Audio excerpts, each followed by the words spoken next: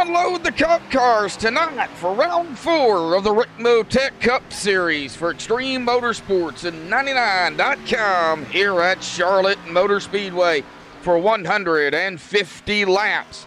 Last night in the Xfinity Series, we seen 2 early cautions, then 2 green flag pit stops, and then coming out of 4 to the white flag, a caution to set up the one and only green-white checkered, only to end under caution after they got going. However, great, amazing racing last night.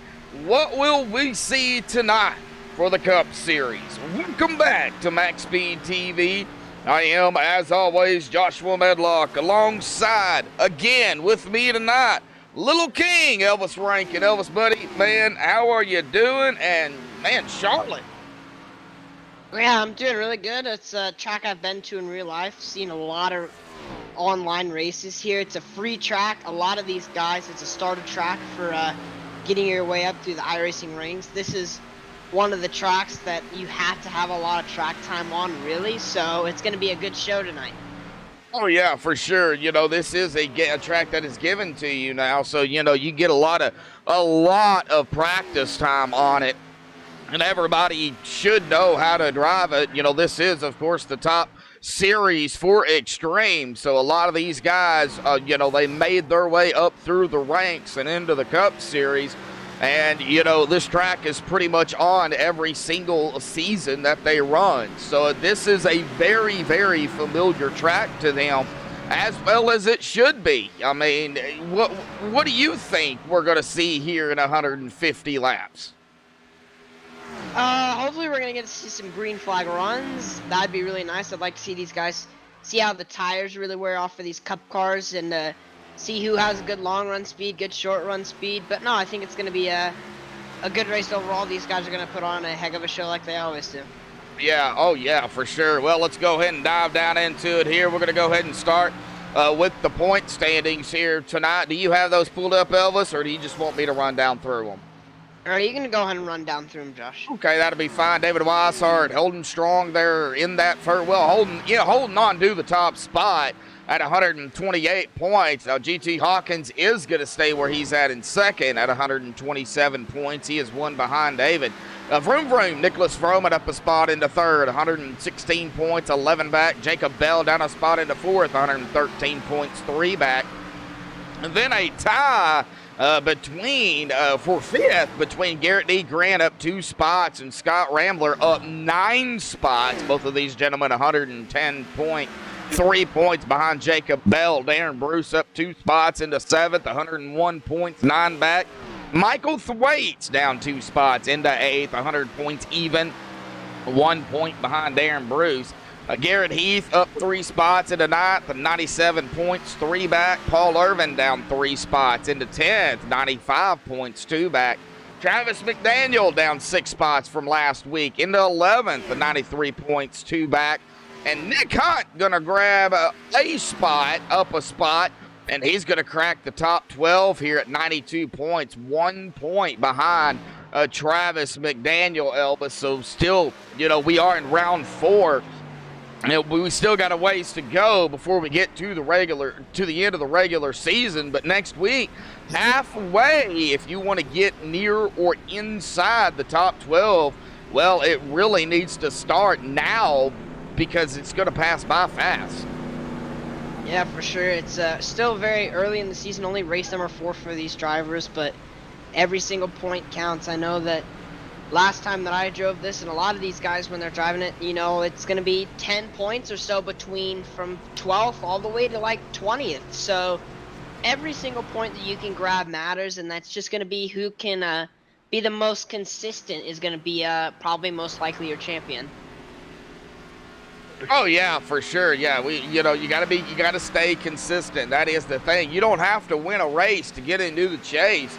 You just got to be consistent all 10 races and get those finishes that you possibly can get. We go ahead and pull up the pre-race analytics here real quick for everybody. We got a good wind out there coming out of the south-southeast at about 5 miles per hour. An air temp of 79 degrees. The track temp has dropped, Elvis. It's down to 104. it is still hot out there. The track is still slick. So, but as they get, rubber laid down and as that track cools, they should get more grip. However, I've heard that it starts really loose. And then after about, 7 to 10 to 12 laps, it pushes like an 18-wheeler. So, really tire tip or track tip may not play a big factor into this race here tonight. For sure, track temp would usually make the car hot and slick, so maybe those first couple laps are going to be that extra little bit challenging with the hot track temp. But we're going to just see, but if these guys are saying it's pushing like an 18-wheeler, it's going to be definitely going to be the guy who's probably going to get the best exit speed out of that turn 2 is who I'm going to say is going to be up there for sure in the top 5 tonight. Oh, yeah, for sure. Well, 150 laps here tonight, 225 miles. Tires at about 15 to 25 laps. That's definitely where you're going to start seeing that big, huge fall off. That is not the laps you can go on a set of tires. That's just where the huge fall off is. Fuel laps here tonight, 43 to 46 laps. Pretty good fuel run of fuel laps here this evening. Where we probably will see some drivers try to take it the full length to see how the car feels. I don't know. Could you split it? Yes. Do you want to in a case like Charlotte? Probably not. If it stays green, you want to try to get every amount out of it that you can. Pit road speed 45 miles per hour. The pace speed of 55. We've seen some mistakes last night on pit road, Elvis. We got to watch that again here tonight.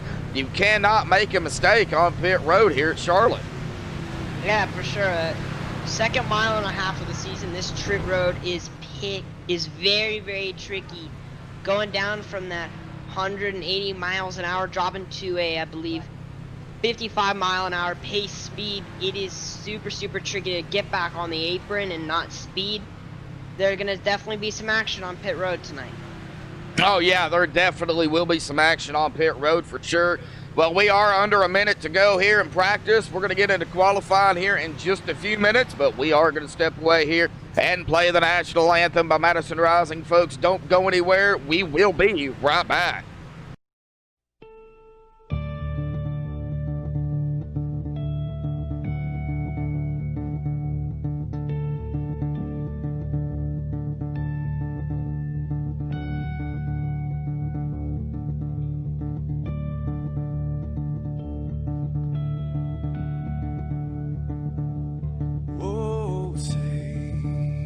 Can you see by the dawn's early light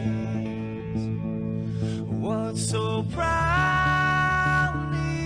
we hailed at the twilight's last gleaming, whose broad stripes and bright stars through the perilous fight.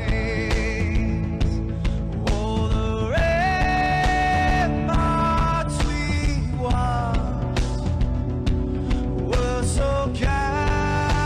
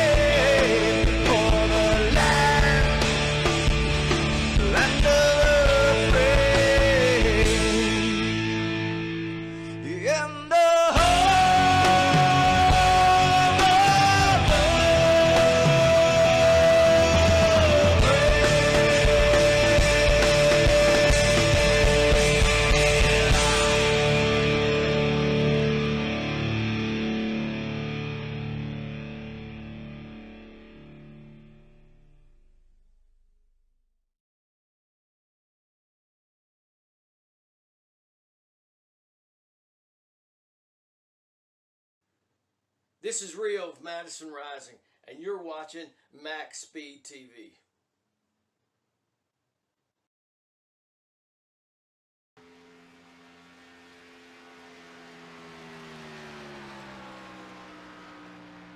Well, welcome back, everybody. We are back here tonight. Qualifying, of course, is underway, and of course, we've been watching these qualifying times, Elvis. And man, we think one person's up front, and then here we go, second lap for another driver. They go up front. The second lap, as you noticed, yes, it is the quickest lap. First lap getting up to speed. Second lap, man, they're flying around this track. Yeah, it seems like the second lap they get a little bit of that heat in the tires there, and really start to feel the grip, as we have two of the same drivers actually do the exact same lap time. That's that's hard to do, but yeah, like I was saying, it seems like that these guys are having to take those 2 laps, get that temp in the tires for the first lap, and then the back end probably just settles down just a little bit more, and the car is much better, and it's gonna have that about 5 lap prime or so, I would guess, or so, after talking to a few of the drivers, and then it's gonna really start to, like you said earlier in the broadcast, Josh, feel like an 18-wheeler. So gonna be interesting for sure. Oh, yeah, for sure. I'm sitting here watching, sitting here looking at some stats from season 11, which was the last season at our past a winter here at Charlotte, July 2nd of 2020. Michael Thwaites came away with the win, and it was David Weishart who grabbed the pole of that race in season 11. Last season, they had 6 cautions for 30 laps, 18 lead changes, though, Elvis, in that event here at Charlotte. They pushed 144 laps that race. They had some wind out there, too, at about 15 miles an hour. Not as strong now as it was last season, but that air will still play a factor. Yeah, for sure. The track temp and the wind are the things you want to watch today for sure, because you'll get a lot of tailwind in some places and a lot of headwind in others, but the track temp is the big thing that whenever you're trying to find a car that you're happy and consistent with, the track temp is for sure the big throw off, because sometimes you can get that track temp hotter than you want, or sometimes it can be colder for what your setup likes. It just depends on your driving style. Sometimes people like the track hotter, some people sometimes track like it really cold. It's really just up to the driver for sure. And tonight we got a more towards the hot side track temp. It is going to be a day race, I believe. We're not going to get it is night, but the sun is setting, so we are going to have that temperature dropping. Yes, it is a day race, so yeah, the track temp will drop over time. But yeah, you're sitting there talking about that for sure, and it looks like now they've already jumped up in the drivers' meeting here, so that's going to give us our time to pull up Mr. Scott Rambler, who is our pole sitter here tonight. Mr. Scott Rambler, buddy, got a copy? Yes, sir.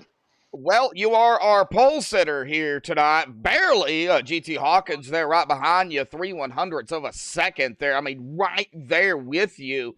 How's the track feeling? We was talking earlier. You kind of gave me a rundown, but man, how's the car? How's the track? And how's pit road? Well, the track has definitely got a lot more grip than the sessions that we were practicing in before, so we're kind of thankful for that. But the tire wear is going to be an absolute bear tonight.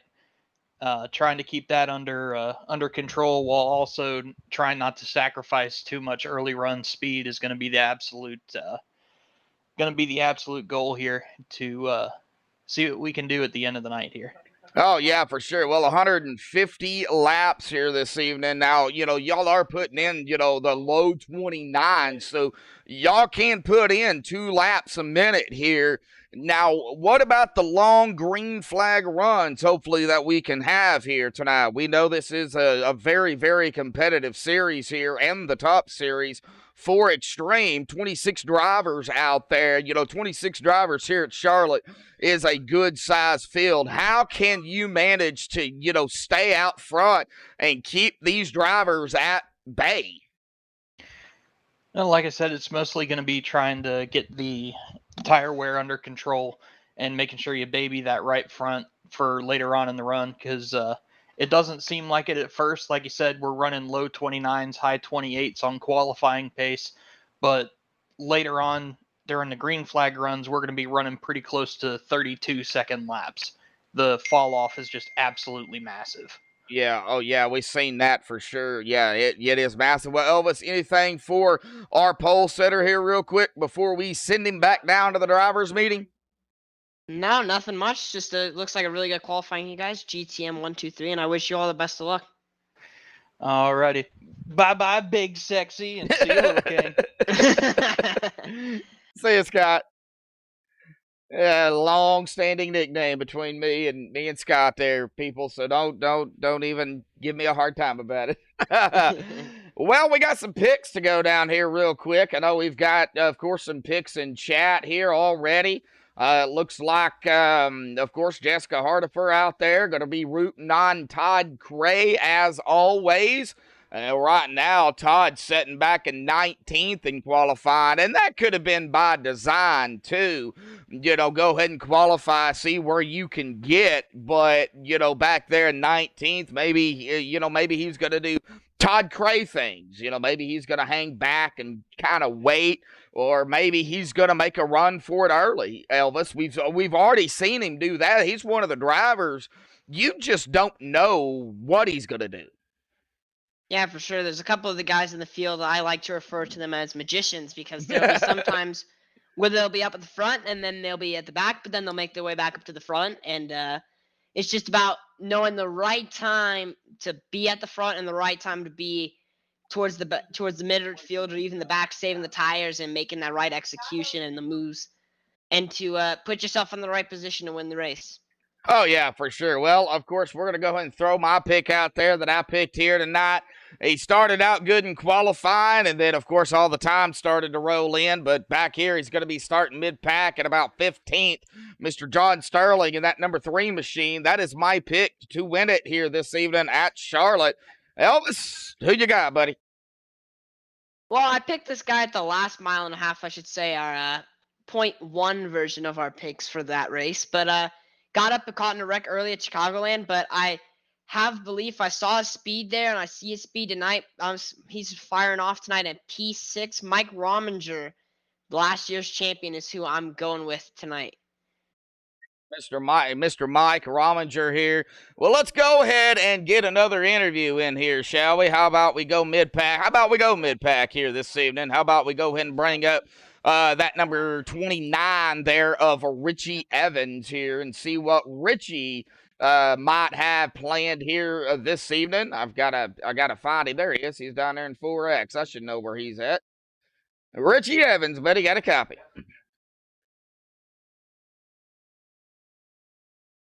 Yeah, I got you. Hey, Richie, it's Joshua Medlock up here in the MaxspeedTV booth alongside Lil King here. Looks like you're going to be starting 13th here this evening. How's the track? How's the car? Do you got a game plan going forward, or is it just going to be a survive? I think the track's pretty good tonight. Seems like it's got some grip, and I want to survive to the end. I ain't had a lot of good, luck on that part this year, and I'd like to get some luck rolling. So just try to really shoot for some luck. Yeah, I just want to finish the race tonight and have a good run for my team. All right, well, that's what you got to do, I guess. We're round 4, man, next week, halfway. You got to get through round 4 first. Elvis, got anything for Richie Evans here, starting back here in 13th? No, just good luck and have a good race. All right, yeah, thanks, you guys. Uh-huh. All right, well, let's get another driver up here. We're going to go back a little bit further, but we're actually going to go side by side with this man. Now, he's going to be talking, but we're actually going to see him. That is going to be Mr. Christian DeBoer. We've got a camera on him right now, and we're going to go ahead and drag him up here real quick. So let me go ahead and get him. Mr. Christian DeBoer, buddy, got a copy? Yes, I do. Well, we're going to see you. We're going to see the driver. As we talk to him here tonight, you have, got that webcam up there, buddy. But, going off of that subject and going on to the track here tonight, the conditions and the tire wear, how you feeling? Feeling good. I think tire wear will be the name of the game tonight. So being fast is good. Being lucky is better. Yep, you got a point there. Do you got a game plan going forward? Don't crash. Don't crash. That's Don't about crash.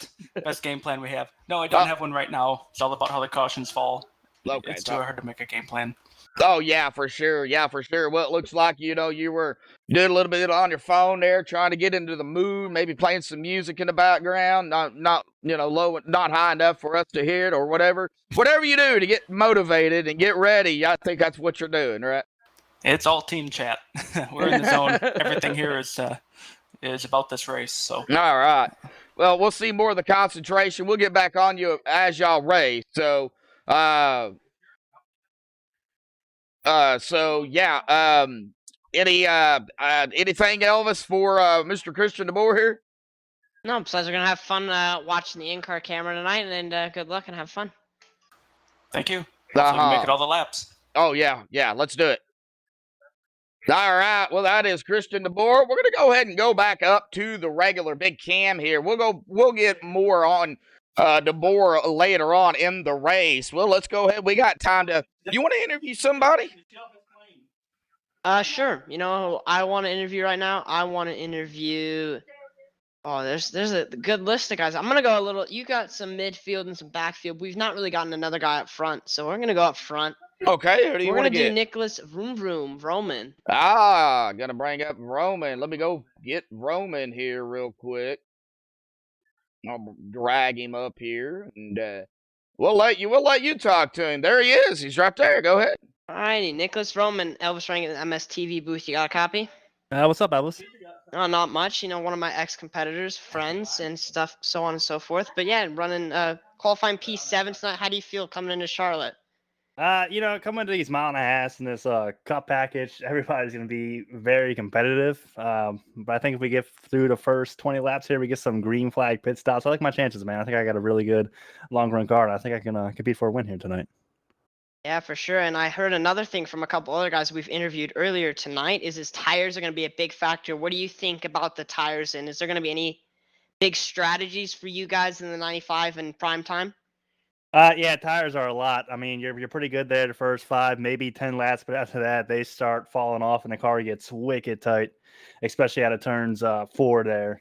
Strategy-wise, man, I'm terrible at strategy, I'll be honest. I'm just going to do whatever the GT team does because they seem to have the strategy down, so count me in with GT here tonight.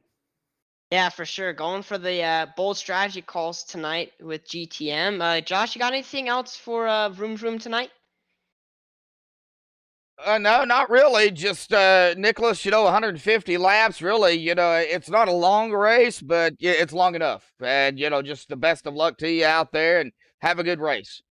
All right, man. Thank you. Shout out to my sister in chat. She's out there, and shout out to you guys in the booth. Uh-huh.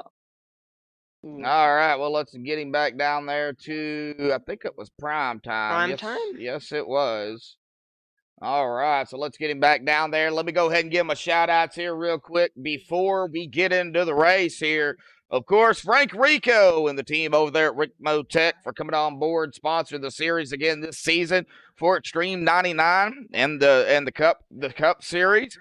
Big shout out to them and what they do on iRacing too. Man, awesome job by all of them. Our admins tonight going to be Mr. Ed Morris, Bryce Sidisak, and Patrick Moore up there in the admin tower. Going to be calling the race and, of course, keeping an eye on anything that happens on pit road. Well, really anything that happens on the track here tonight. That's what the admins do. So a big shout out to all 3 of them. A big shout out to, of course, Rick Donathan putting on an awesome league over here at Extreme. Glad to be a part of it. Broadcasting all 4 series.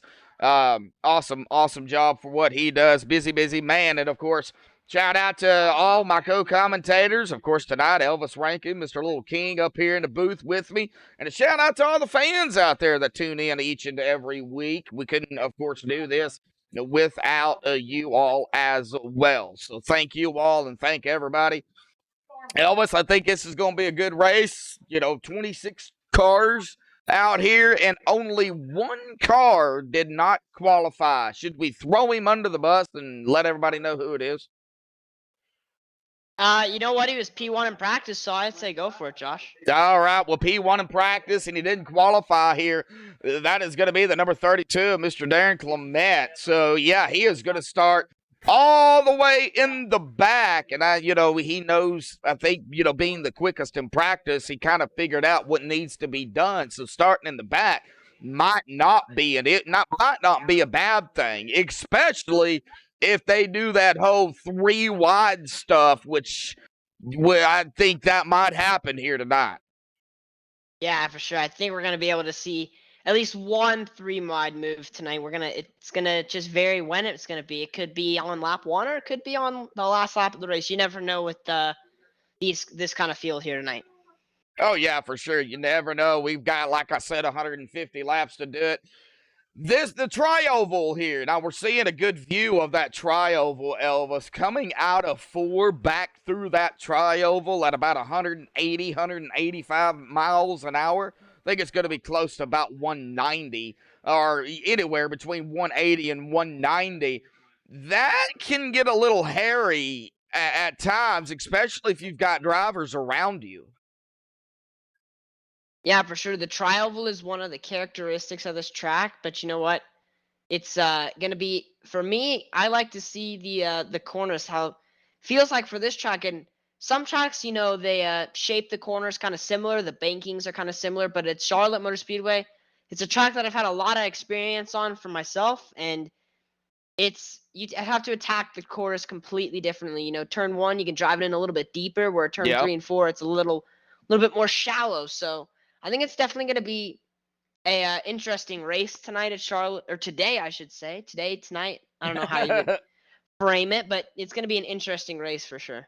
Well, it's tonight in real life, and it's middle of the day in the virtual world of Charlotte. That's what we'll throw it out there for the fans. Well, we're gonna go ahead and get them on the grid here tonight. So the MaxspeedTV starting grid gonna look something like this.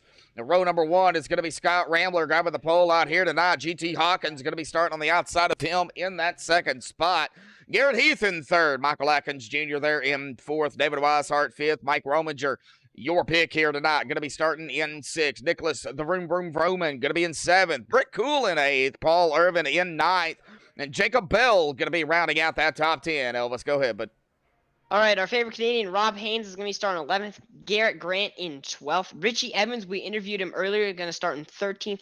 David Elliott in 14th. Your pick tonight, John Sterling in 15th. Nick Hunt in 16th. Dalton Cowden in 17th. Danny Ware in 18th. We got Todd Cray in 19th. And our in-car camera for tonight, Christian DeBoer, starting in 20th. Josh, finish us out here. Sure, can't do that. Row 11, going to be Mr. K.C. Duncan and Travis McDaniel, 21st, 22nd, respectively. Row 12, Michael Thwaites and Gary May, 23rd, 24th. Tyler Hallman and Darren Clement's going to come out row 13 here, 25th, 26th. That is going to round out our field here. 26 drivers out here tonight. So it's not a huge field, but it's big enough. Yeah, for sure. Not the biggest field tonight, but I got to just say, I love at Charlotte how they do the diagonal gridding here, and we get to see all the cars just pull off one by one. It's a spectacle for sure to see here at Charlotte. Oh yeah, for sure, it really is. Now, of course, we are going to be, we are rolling off here already. Coming down into, of course, turn number 2, I believe it is, or be coming out of 2 here momentarily onto the backstretch. I think the biggest factor, we're going to see probably a lot of 3 wide. The 3 wide's probably going to happen on the backstretch. If they go 3 wide into the corners, oh man, it's going to get rough out there. It's going to get a little hairy, and we might go through our fingernails again here tonight. So we're going to have to grow them back pretty quickly. But Elvis, down into 3, buddy. I guess we're going to go ahead and pull those belts tight one more time, because we're fixing to go green flag racing here at Charlotte. Waiting on that pace car to, of course, dive off to the safety of pit road. We'll get them going. And then, it's going to be race time. Pace car. Come on, pace car. Get off the track. Let's go racing. There it goes. Dives off. Boy, Scott wasting no time. He's on the low pedal. Green flag is out. Buggity, buggity, buggity, folks. Racing here tonight again at Charlotte. And that big restart there from Scott Rambler, he's going to allow his teammate Garrett Heath to slide in front of another teammate there of GT Hawkins. Still have that GTM 123. Michael Atkins Jr. is going to file back to 4th. They're all over the back bumper of Hawkins, headed down into 3. Weishart's going to stay in 5th. Roman's going to move up a spot to 6th and 6th, correct? And my pick is going to move back 1 spot to 7th. So far, it looks to be pretty single file throughout the entire field on lap number 1. No real action, just spreading out. We got a little bit of a 2-wide battle into 1 between Todd Cray in the 22 and the 19 of Danny Ware, who's going to make that top side work. How did he do that? I don't know. I'm going to say with the tire changes that iRacing has been doing here, it's super challenging to make that top groove work, and you don't really see a lot of top groove people make the moves. It's mainly just bottom feeding, as I like to call it here. Oh, yeah. Well, we got some side-by-side going up right ahead of them, too. Danny Ware in the 19 to the inside of the 00 of Nick Hunt there. So Nick kind of holding strong out there on that outside line. Just can't seem to get the run. And, you know, you can get a good run on fresher tires on the outside. But the passing, and Todd kind of proved me wrong out here. Usually you don't see passing on the outside. It's more on the inside. But, Todd somehow made that work. And we got a battle up here now between this pack of cars here between 8th, 9th, and 10th. Paul Irvin kind of sandwiched in here. He's on the outside. Well, he was on the outside of Brett Cool there in the number 4 DFDA Drive for Diabetes Awareness Check. Don't guess, might not be the flu machine. Well, here he comes, the number 8 back to the inside looking through the tri-oval. Yeah, the number 8 is going to go to that inside line there. We got also a side-by-side in front of him between Nicholas Roman and David Weishart, and Mike Rominger is going to slide to the inside there. 69 might be trying to be a little bit aggressive there on saving his tires, trying to keep his stuff clean, but he's going to lose a couple of spots early. There's starting to be a little bit of a gap there building between this pack of cars, starting at about 0.6 of a second, still side-by-side here for 6th. Right now, Rominger about a nose ahead side-by-side. The tri-oval brings the 69 back side-by.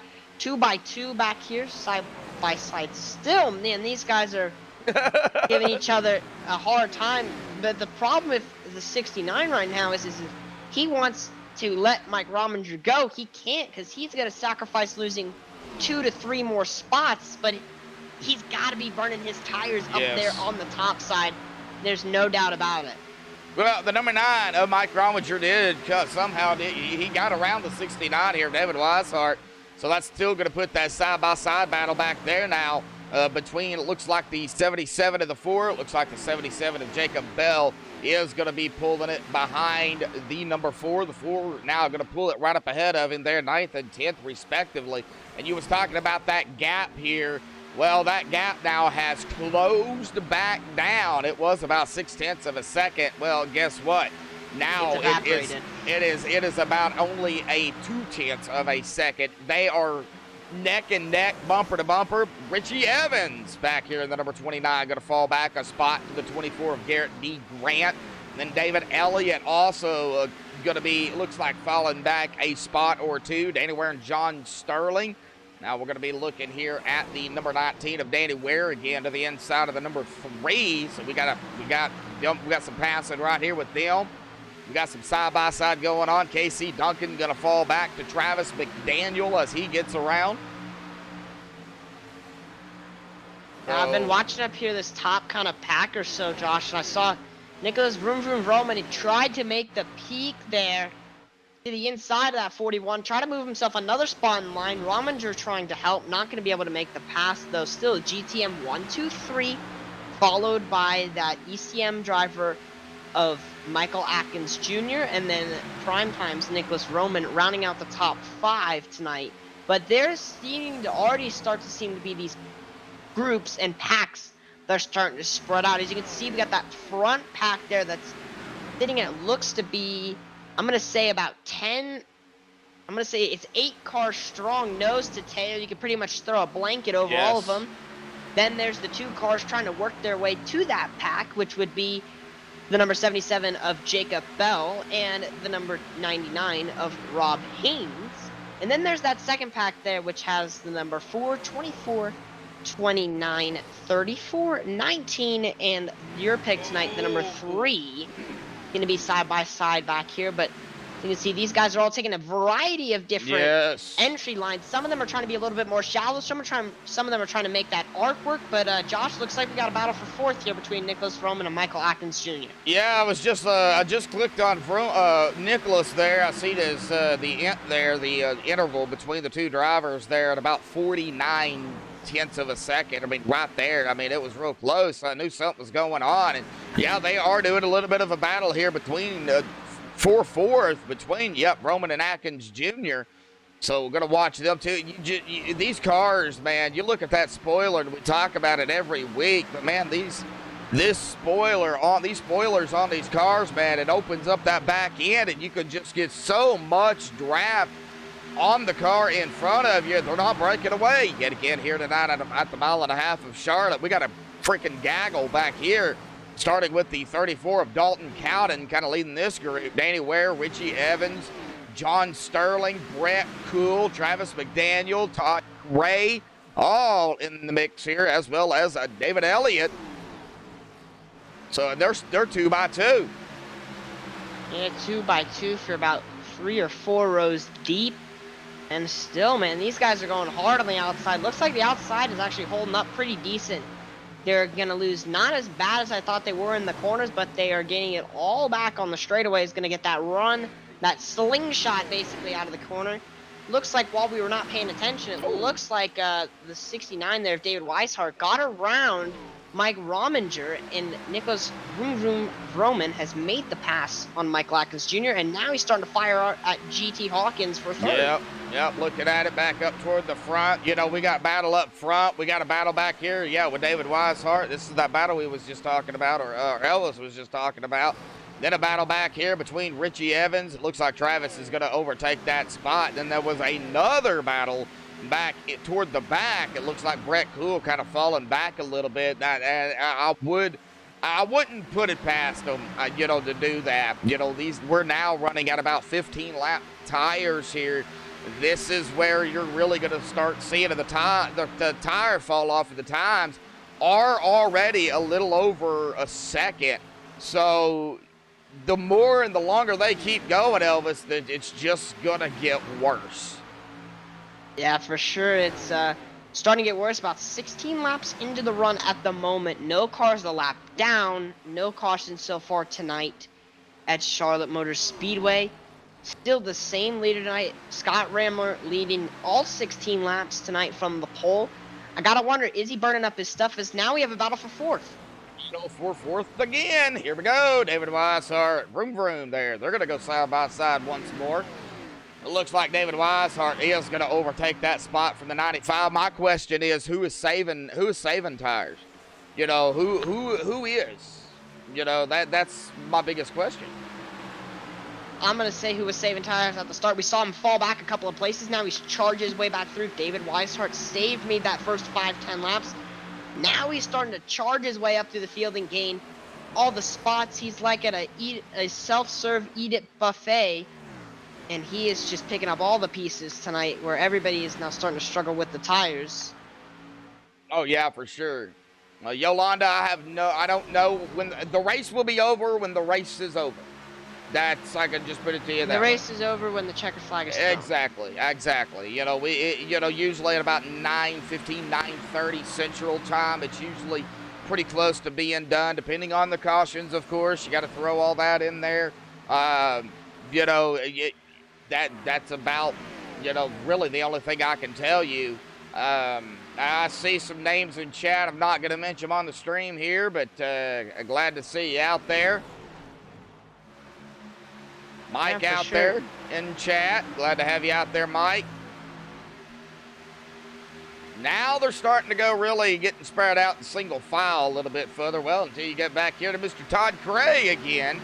Man, it seems like Todd Cray has been around some car at one point or another. Richie Evans there is going to fall back behind the 22 here. 20 laps into this run. Wow. Yeah, for sure. It looks like for a bit there, the 14 up front in third. Kind of staying up towards the front, letting you handle the back here, Josh. Or the mid to back pack here, Josh. Is that the 14 car, he's backed up that field just a little bit, maybe saving a bit of tires. Now he's really starting to close in on the 23, his teammate there, Garrett Heath. There he goes, peeking to the inside. He's going to maybe be able to get to the quarter panel. Yes, he is. David Weishart's going to try and side-by-side for second now, and Weishart's going to try and peek to the inside and steal all the pieces, and so is Nicholas Roman. These two guys, we got a 4-car clog up here. Right here together. There he goes. And Weishart goes to the inside for second. Wow. Seeing the Don't gap look like come he to stole him. it. Seeing the gap come to him now, he's going to be able to set the crosshairs on Rambler if he can fully complete the pass. GT going to get that side draft off the quarter panel, going to be side-by-side into 3. Looks like GT's going to get a really good run through turn 3, but I think Weishart's going to be able to get it done. Roman did indeed get the pass down on Garrett Heath. Mike Rominger's now trying to set the fire on Heath. Heath is now starting to fall like a rocket, looks like here. Falling back, plus -3 in the last lap. Here in the last couple of laps. Man, well, David maybe he's Weishart- falling back to save some tires. He sees what they're doing up front here, and maybe he's like, yeah, I don't want no piece of that right now. Let's kind of fall back a little bit. They're still side-by-side up here, the 14 and the 95. Yeah, 14.95 side-by-side for third. Just trying to get composure, just making a nice clean overtake. We also got side-by-side right behind him there. I believe that is between the 9 and the 23, and the 9 is going to easily be able to complete the move for 5th, and the 41 is also going to be able to sneak on by. The 23 is falling like a rock at the moment. Yes, he is. I do not know if he's trying to save tires or he burned them up too quick, Josh. We'll have to see when it comes down closing into laps. Oh, yeah, for sure. Lap 24, coming to lap 25 this time by. Well, right now it's been all of that butt kicker 57 here. 25 laps into the race, and my Scott Rambler has not let up any. About 43 to 46 laps on the fuel, but yeah, man, these tires right now set about 15, 25 laps, where we're going to see that fall off, and that is exactly really where it's, where it's starting. But, it's just going to get gradually worse the longer they stay out. And since it stayed green and there's no caution, I think everybody's banking on maybe this is going to, go green flag all the way. That wouldn't surprise me with these guys. I don't know, man. I don't want to be that guy that's going to be the doubter, but I feel like we're not going to be able to get through this race. Just seeing how tight these guys are and seeing them go too wide already and how tight these guys have been, I think we're going to maybe see 1 or 2 cautions. I don't want to be that guy, but that's what I'm thinking tonight. Well, is what's going to happen. Yeah, and it could happen. It very well could happen. But, we love to see green to green, or we love to see green to checkered. That makes some amazing racing. I've been on Paul Irvin here. He's been battling on the outside of Jacob Bell there for about a couple of laps, and they're still side by side. Yeah, for sure, Andy. Looks to me like up front here is going to be Weishart's going to be closing the gap there to Rambler. He's starting to chip away at it slowly by slowly. Still that top 3 here tonight. Rambler's led everyone 28 laps into the race. And David Weishart's moved up a couple of spots. He's up to second in the 69 Northern Capital car. And Nicholas Roman moved up some spots as well, up to third. Now these guys are really going to start to feel those tires start to get tight. Wow. The times are dropping off big time here as we got some big battles back here for about 10th. Yeah, I or was so, I watching believe. Garrett D. Grant. Yeah, Garrett D. Grant made the pass on Jacob Bell. Now he's coming up on Mr. Rob, our favorite Canadian, Rob Haynes there. Rob has made his way up a couple of spots already from 11th to 9th. So battle back there, right here between these drivers. And then we get back up here to John Sterling a little bit further back behind them. Looks like John is under fire here with the 34 of Dalton Cowden. Man, oh man, how much longer can you stay out? 30 laps, man. And I know we're counting down the laps, but, we kind of have to because of the way these tires are falling off here. It's going to be interesting. I really would like to see, a percentage on their tires. Unfortunately, I can't,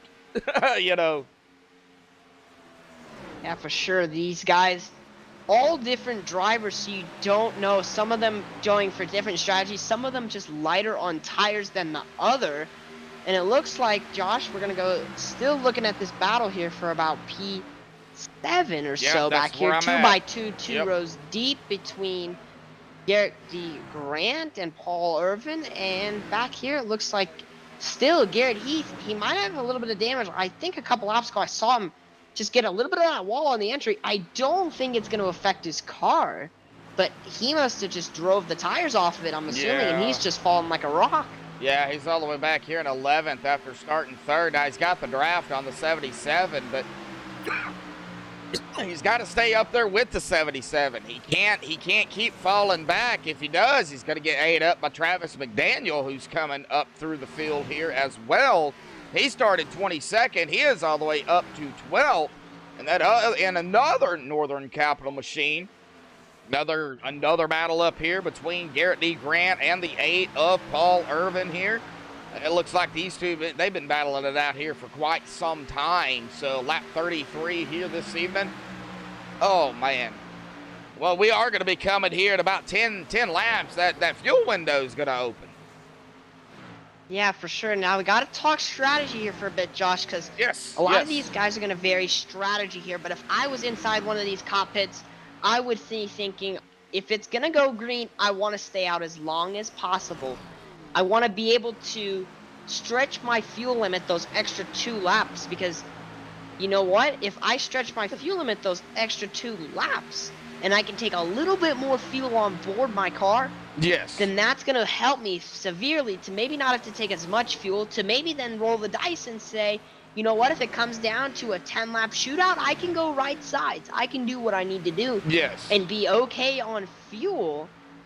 But now it looks like we got the top 3 here kind of spaced out evenly, about a car length between them or so. Roman a little bit farther back, but the top 3 spaced out. And Weishart, this is what I've been noticing with Weishart these couple past races even, Josh, is that you see him kind of fall back earlier in the run. Maybe he falls back about -2 or 3 spots, but then he saves those tires to perfection and uses them perfectly and crawls his way all the way back up through the field.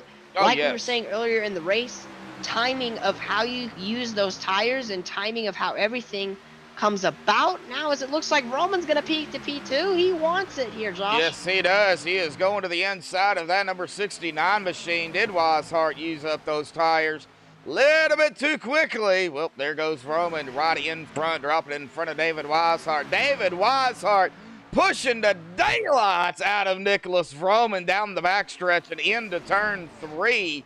Boy, David was all over his tail end. You could not have put a piece of paper between that 95 and the 69. That is how close that 69 was to him.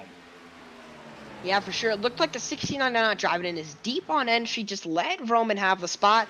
A little bit of strategy here between these drivers is if they can go and upset the rhythm of that leader, that's super beneficial to these guys.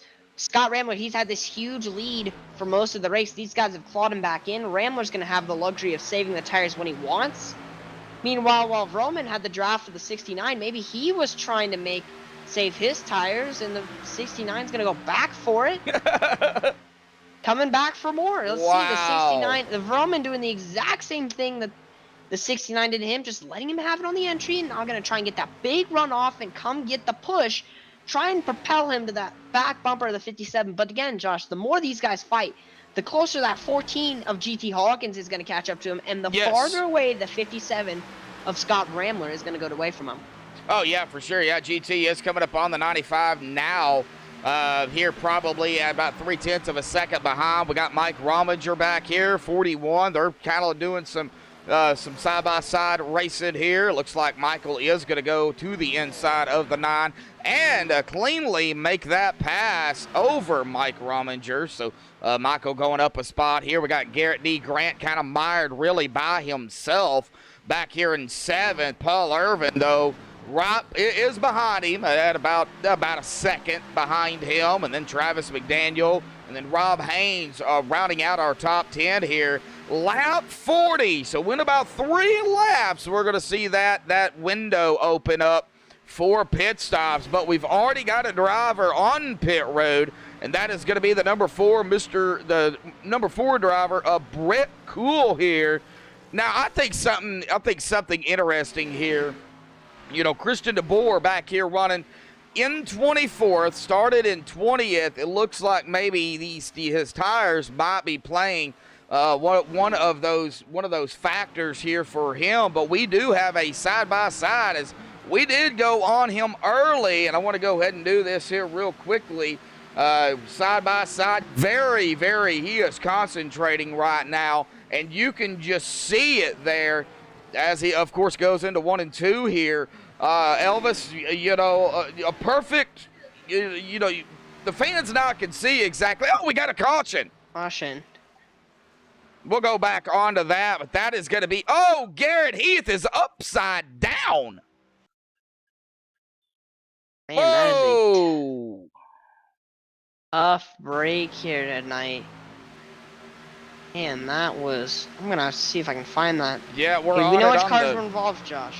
No other cars. Okay, well, we are going to be on that number 23 here to check out this caution here. And I imagine we're going to see everybody come down pit road here, but it looks like coming out of 2. Looks like coming out of 2, he's okay. Oh, no, the 3 of John Sterling looks like went right up into the outside wall and bounced right down into the 23, and a hard lick there into the wall, glitched into the wall, and the 23, oh, heavy damage to the 23. The 3, it looks like, of John Sterling is going to have some damage here too after hitting that wall.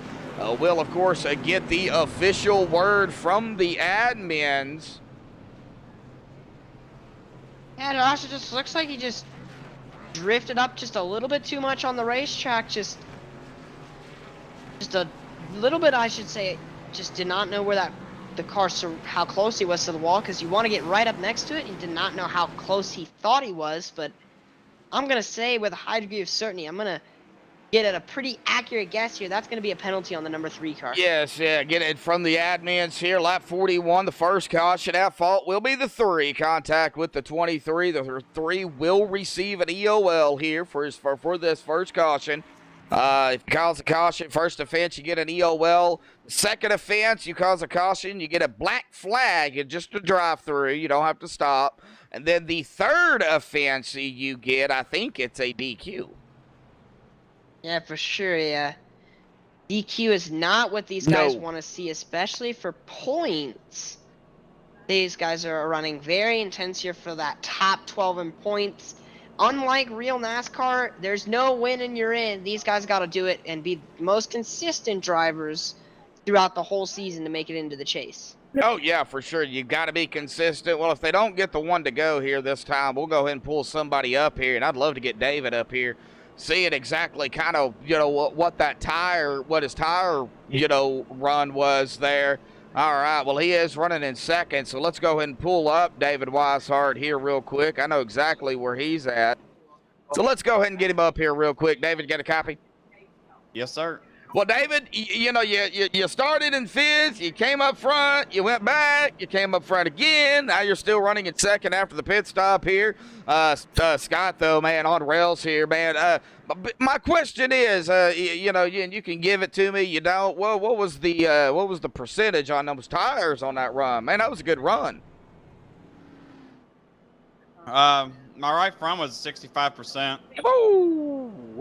It was pretty worn out, but I feel like I was faster than I think me and Roman back there we're pretty equal. I feel like we were faster than Scott. That clean air is just a monster. I mean, when I got the second, there was like a second gap between me and Scott, and it felt like I had fresh tires on. Then as soon as I got to about half a second behind him, I started feeling the aero push again, and it's just so hard to fight through that. Well, you know, the aero push, you know, it starts out really good. You know, you get good drafting. You know, you got those clean tires, and after what? You would say about 10, 12, 15 laps? Is that when that aero push starts to come in when you're behind somebody? Yeah, thereabouts. The whole setup's just tight. I mean, it feels good for about 2 or 3 laps, and that's all the tires got. And then from then on, it's just plowing tight, and it just gets worse. No, man. Well, good luck down there, buddy. We still got a ways to go, man. But that was an amazing run here by you guys coming up to those green flag pit stops and then a caution, man. But, hey, we still got a long way to go, David. Good luck, bud. Thanks, guys. Uh-huh. All right, man. Yeah, that right front was, I'd say that right front was a little worn. I've seen worse. I'm gonna be honest, Josh. Oh, well, I have too. I've seen drivers take them to where the right front is, 20, 10, 20, 30%. That's borderline blowing, Yeah, you're risking a blowout.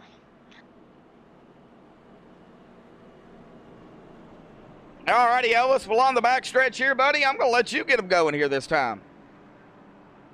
Alrighty, here we go. Charlotte Motor Speedway, 1 caution tonight. We are on lap 45 of 150. Scott Ramler leading the way, and he is indeed led every single lap. David Weishart is going to be the challenger in P2, but I'm keeping my eye on that 95 for the moment of Nicholas Vroom Vroom Vroman. Last time, Garrett Heath got an amazing restart from 3rd and jumped up to 2nd. So I'm gonna watch on for that 95 here. See how good the 69 can read the restart here. Here comes the 57, stacking him up how he wants him to. Waiting, here they go, and Ramler takes off, and green flag, and there goes Nicholas Roman, moving up to P2 there with the amazing jump there on David Weishart. GT Hawkins sitting back there in 4th. He's going to now maybe try and peek to the inside there of the 69. Now, these guys are going to feel like bullets out here so far. After that long run, maybe these guys are not going to be used to what you said, Josh, earlier in the broadcast. The tires, they feel really loose and slidey those first 5 or so laps. Maybe there might be a mistake from these guys, but David Weishart is going to try and reclaim P2. And man, these guys look like they are moving now compared to what we were just seeing. You have 100, and we're running about 185, 186 miles an hour. Of course, I'm going to be on David here. Kind of in some clean but dirty air here. He is up to 2nd, back yet a 2nd again. He is coming upon, man, the guy who's been dominating here at the, from the start of the race, Scott Ramler.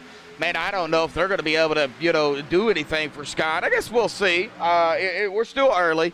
Back to single file, and we're going to go double file once more. A battle back here between Mike Rominger. It looks like Paul Irvin. No, somebody's blinking out there. You see Mike Rominger, GT Hawkins, Paul Irvin, Rob Haynes back here side by side, a couple of rows deep, but 14 getting 8 up on that outside. There goes the 34 of Dalton County, and here it comes again, Todd Cray. Digging to the inside here. Into the 14. Can they save it? No. Todd around. There's the caution. No, and the 52 going to get a piece of Todd. Man, I was just talking about Todd. I need to keep my mouth shut.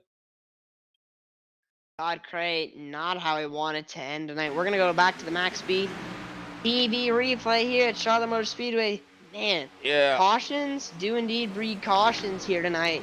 We're just going to see what happened. It looks like GT Hawkins just comes into the corner, and Todd Cray with that Camaro nose, the sharp Camaro nose, just pokes him there and just sends that car around, and then a lot of guys trying to avoid the checking up there. It looks like the number 12 of Michael Thwaites was involved. Obviously, Todd Cray was also involved, and GT Hawkins, one of the favorites for tonight, been running up front all night. I was just about to talk about this guy dropping back from P4 on the restart, looked in trouble, and now we're going to see how he's going to do. Yeah, and then as Todd Cray was coming back down off the track, the 52 was just trying to dodge it and got right into the 52, or it just couldn't go nowhere. And then a hard lick yet again for the 22 back into the wall. The 52 going to have some heavy damage, and the 22 both. Yeah, we hate to see it. Cautions do breed cautions. We'll get the official word here from the admins. to see kind of what happened there. But, you know, they look at it from different angles, Elvis, than what we do and what we can, because we don't get that kind of time. So we'll see kind of what they can deem that as, but it did look like there was definitely some contact there. Yeah, for sure. Now, a little bit of action on pit road. It looks like your leader, Scott Ramler, taking the gamble here, going for some fresh tires. They were on about the 9 laps on those tires, not all green flag. He thinks that it's going to be the best decision for him. I don't think he took tires. Did he not take tires? But 5.5 second stop. I don't think he took tires. you can have a look here, but I don't think you are correct, Josh, that Scott Ramler took tires. Topping off on fuel, that is a strategy game there. Remember what I said, that extra, any bit of fuel can help you later in the run. That is a good strategy, in my opinion, there from Scott Ramler. Now he's going to have to take that extra little bit less, and he can put himself in a better strategy for later in the race. Oh, yeah, for sure. Yep, lap 51 here, under caution once more here. And, yeah, you said it, Ellis. You know, we say it all the time. Oh, looks like we got somebody else coming down pit road. Vroom, vroom down pit road. Looks like Darren Clement down pit road. Looks like some drivers deciding to come down. Christian DeBoer down pit road here. Now, the only thing I really see a problem with this strategy, Josh, is you want to pit on that first lap now. Compared to where Scott Ramler, he got to pit on that first lap. He's going to start, kind of looks to be P12, pardon me. Where it looks like Nicholas Roman, he's going to have to start behind all those guys who pitted, and he's going to start in P21. So I think he did that strategy call just a little bit too late there for the 95. Now he's going to have to crawl his way back up through the field. But if there's any of these two guys that can do it, I've seen these guys do it plenty of times. I've seen Ramler do it plenty of times. I've seen Roman do it a couple times. These guys are magicians, like I said. They can go from the back to the front. They can go from the front to the back and come right back up front like it's no problem. So we're going to see these guys do it again for sure. Well, David Weishart talked about that clean air. Now he's going to be getting them going here on the restart here. Well, probably at lap 54. I'm sure the lights will go off here coming back by. But you know, look at who we got up front here. 1, 2, and 3. The Northern Capital Samson Motorsports machines of Samson Motorsports. David Weishart, Garrett D. Grant, Travis McDaniel, all right here together. 1, 2, and 3. So it kind of flopped there from one team now to another, and I think we're going to be seeing maybe quite a bit of that as the race progresses. And David's going to have that clean air. We are going to get them going here, coming to lap 54 here, under caution for the second time here.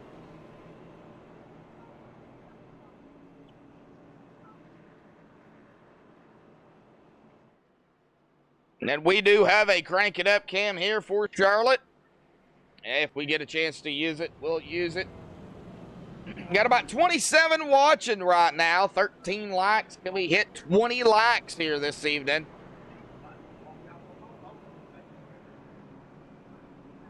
I'm going to be watching the 25 of Travis McDaniel.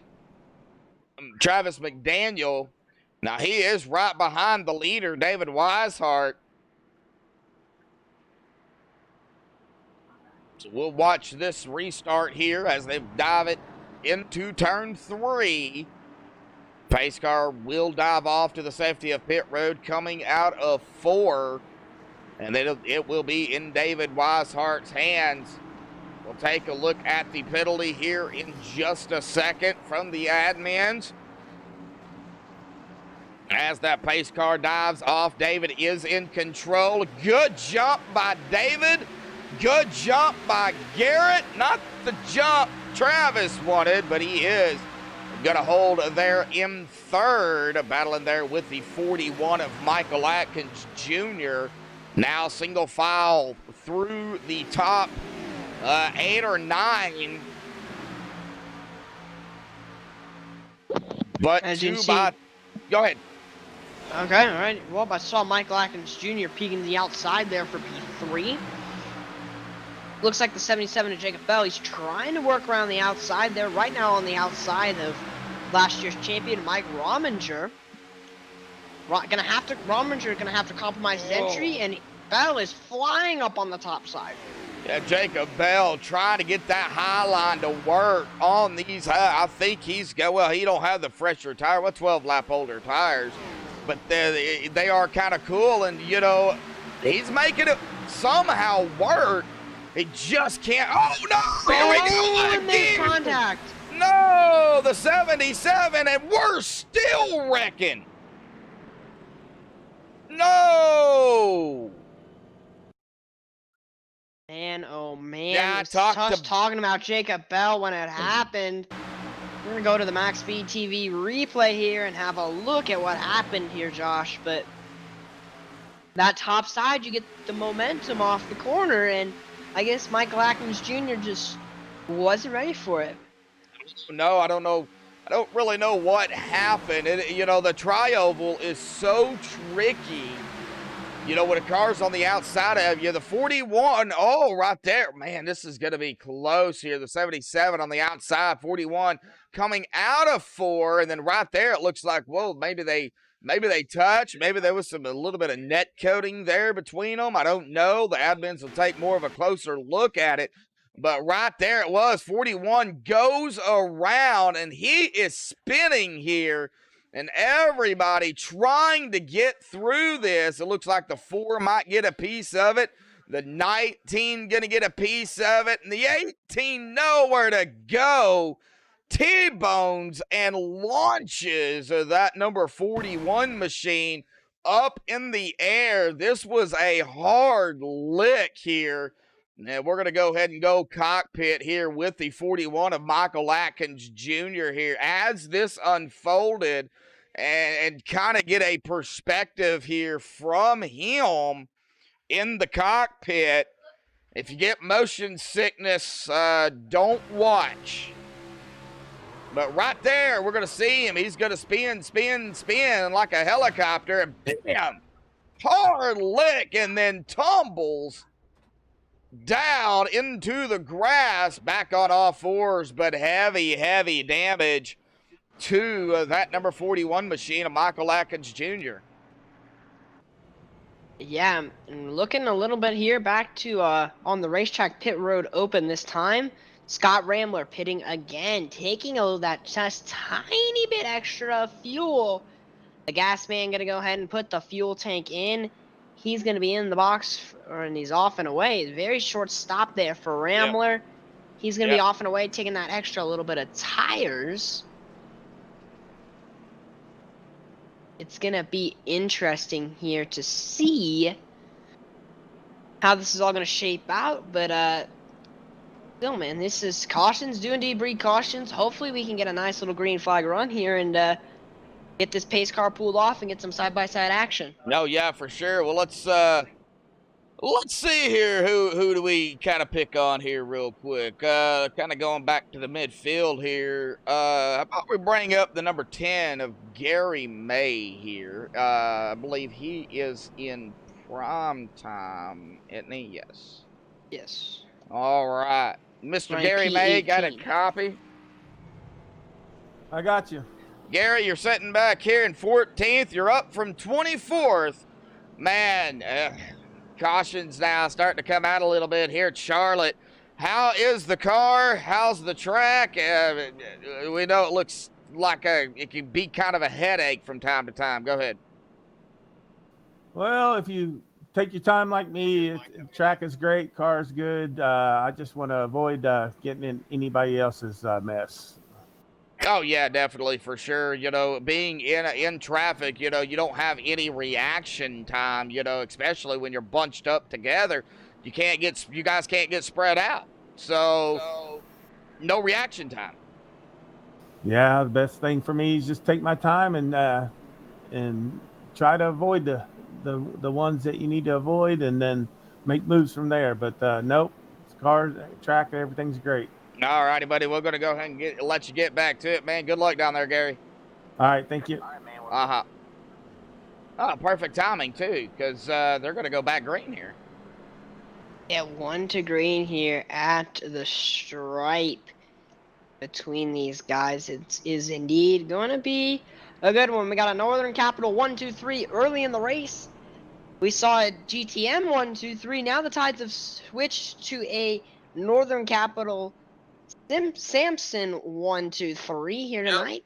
Yeah, it's the second restart that they've been up here. They were up here the last restart. Now they're up here again on this restart. All right, take a look at the caution here real quick. Okay, lap 49. At fault was the 22. Contact with the 14. 22 into the back of the 14.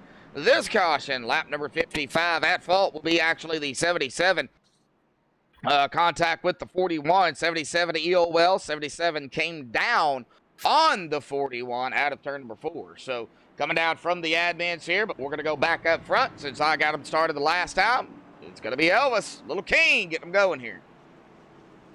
Alrighty, here we go on lap 59 here at Charlotte Motor Speedway. We're going to see the 69 of David Weishart. He's going to be commanding the field today. And that pace car is going to peel off there to the pit road right about there, and Weishart's in control whenever he wants, waiting, and there he goes. The 3 Northern Capital cars getting a big jump. Green flag is out. Mike Rominger is going to be a guy who's going to benefit from that restart, going to try and go side by side with Paul Irvin, and Nick Hunt, your buddy Josh, he's going to try and go to the inside there of Dalton Cowden for 6th. Looks like he might have got a little loose there a little bit, that front end of 00 of Nick Hunt. Yeah, started 16th. He's up to 7th. I think Nick's just wanting to really, get the best finish he can. And, that's kind of what you got to do at a track like Charlotte. With you not being able to get away from one another, just try to get the best finish you can. Brett Cool right behind him. He's under fire, though. Danny Ware, David Elliott, they're right here together side by side. The 99 of Rob Haynes, GT Hawkins, and Richie Evans all right here together, too. Just a gaggle. Side by side, Paul Irvin now to the inside of the number 9, Mike Rominger. This would be for that 4th position here. And here comes the 34, Dalton Cowden across the stripe. Lap number 61 here this evening. Boy, or 62 now as it updates. We're edging ever so closer to that halfway mark here tonight. Ooh, a little bit of contact there between the 34 and the 9 off turn 2. 34 recovers it, though. Good save. Whoa!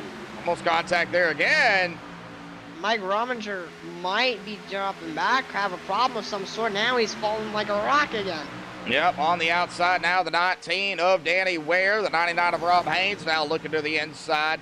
That's going to bring that number 14 of GT Hawkins also. Well, I thought he was going to go to the inside. No, GT's going to go to the outside. Nope, now he goes back to the inside. What you doing there, GT? GT Hawkins, I believe, is who we're watching right now. Yes. That's who we're on. In about, it looks to be, let me see if I can find Mr. GT. Currently running in 9. Oh, no, we In got 10th. car Oh, they're running up there. 25. Yes, they are. Oh, Mike no. Rominger involved. Man. Yep, the 25 man, of oh man. Daniel. Yeah, let's go back here and take a look. We know the Northern Capital guys were up front. So let's see here. Now, Travis McDaniel was actually sitting in 3rd here, I do believe. Yes, he was in 3rd. Right behind him, the 8 of Paul Irvin.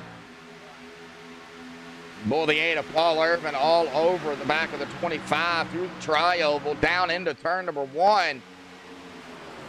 Is he going to be able to go? Oh, okay, so the 8 did stick it down there on the inside. Man, that was really, really close. Let's get a chase view on this. If I can find the chase here. This is the second time, Josh, actually the first time tonight, Josh, we've had just an incident where I was seeing these guys drive up here, and I was seeing them diving into the corner super aggressively, and I was like, something like this is going to happen.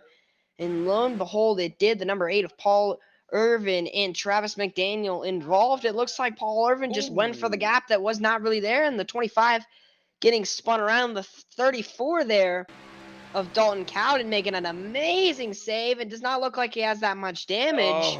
Mike Rominger with some front end damage. Yeah, we're going to see it here. I'm on the chase view here still of Travis McDaniel.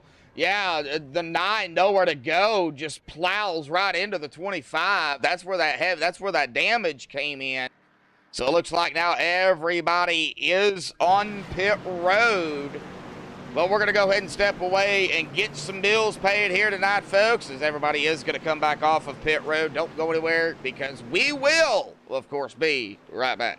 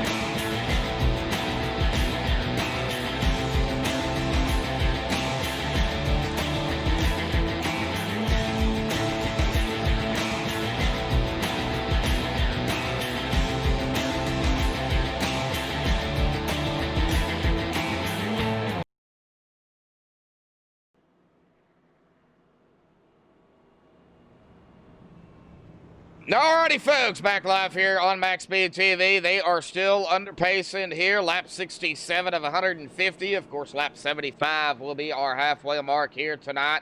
And it looks like Todd Corray right up ahead of the leader. So he is going to go ahead and get one of his laps back here. Todd Corray setting 6 laps down right now.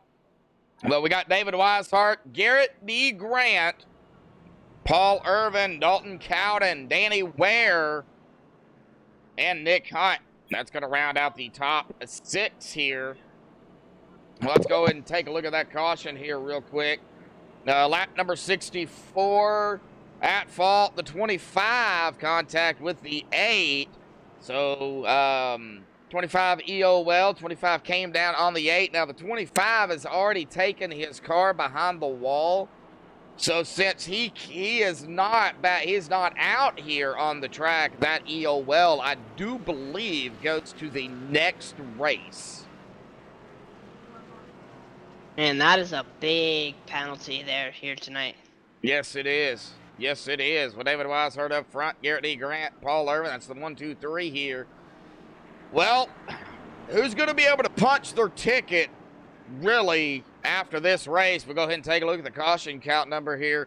4 cautions, 15 laps. We've still got 83 laps to go. We've only had 1 lead change here. Of course, Scott Rambler, and then now David Weishart. So really 1 lead change since the start of the race. But I think that number might go up. We'll just have to wait and see. Get them going again, Elvis. Oh, you want me to get him going again? Alrighty. Yeah, get them going, man. Alrighty, well, David Weishart still leading the field tonight. Now it's a Northern Capital 1-2 only here, but Paul Irvin and Dalton Cowden, those 2 teammates have been moving up through the field in that second row, and in row number 3, Danny Ware in the 19 and your buddy Nick Hunt in the 00. Those are your top 3 rows here tonight. But anyways, here we go. David Weishart going to be the control car as the pace car peels off onto the pit lane. Weishart, whenever he wants to go, he can. And there he goes. Green, green, green. David Weishart with a good jump, and his teammate Gonna slip down to the bottom lane there. Dalton Cowden's gonna try and fight up on the top side. So is Nick Hunt behind him. GT Hawkins was involved in an incident earlier, but his car still looks salvageable. He's running up there kind of nice. Cowden's still fighting around the outside with his teammate Paul Irving. Gonna see if he can get the top groove rolling on these Northern Capital cars. See what he can do. Top 4. Now the 2 teammates are gonna try and go up top here and try and bring the trouble. Here we go, down into turn number 1 and 2. Weishart still your leader, but Paul Irvin's gonna come to the top side with a shove from his teammate. Now Irvin's gonna be on the outside, almost there, of the 24.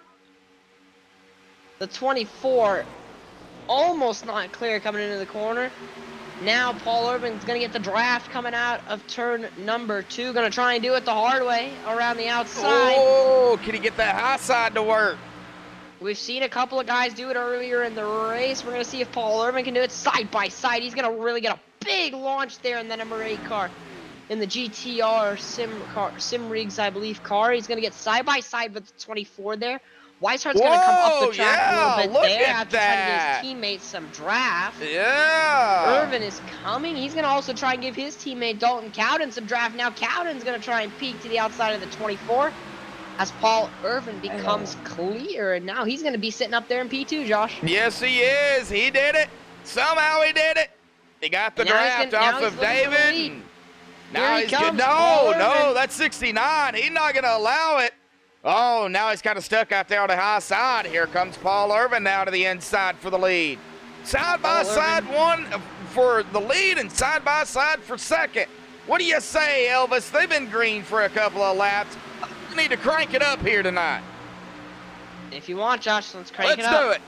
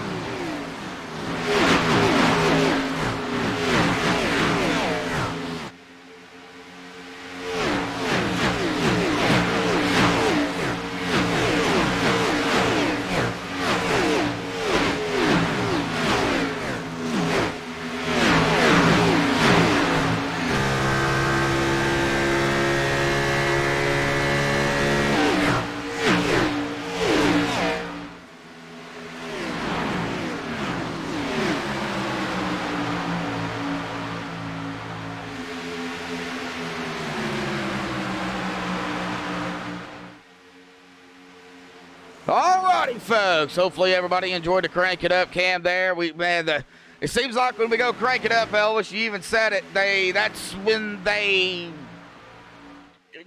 decide they want to race. Yeah, that's when they the boxing gloves come off for a second and then they put them right back on as soon as Crank It Up is over. Paul Irvin driving super hard for the lead for about the past 5 laps or so, not being able to get the pass done. He's been putting himself in jeopardy there of losing that second spot to Garrett Grant. But at the moment, Paul Irvin, the fastest guy on the racetrack, but he's also got to be burning up the tires the most. Oh, yeah, for sure. Yeah, Paul Irvin there, and I think he did kind of burn them up. We're going to go back up here, back in the back here. Well, not really in the back, about 5th. The battle here for 4th between Danny Ware and Dalton Cowden here. They're going to go up, well, they were side by side, but look who's right behind them, our pole sitter. Scott Rambler. He's coming back up through the field here. Now he's side by side with the 19. I said this guy was a magician. He knows how to go from the back of the field to the front, and he is doing it here tonight. He's fighting there for a P5, trying to edge himself in the top 5, side by side with the 19. Rambler in the butt kicker GTM car.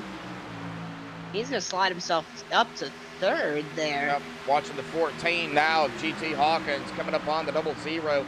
Nick Hunt, the 95 of Rob Haynes, right behind the 14. Then a little bit of a gap, not too much, from Rob to Richie Evans. Then you got David Elliott, John Sterling, Nicholas Roman, Casey Duncan, and Brett Cool to go round out the top 15. Brett's in a little bit of traffic of his own. Darren Clement in the 32.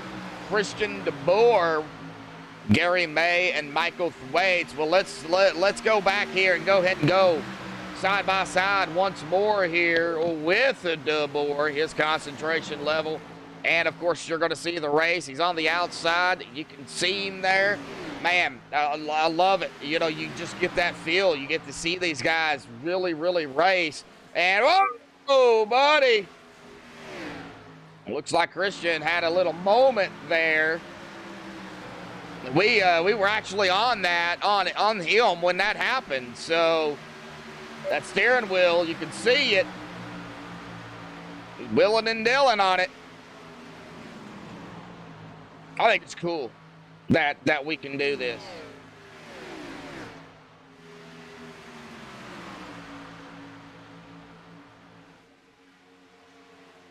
All right, going back up to the big screen here.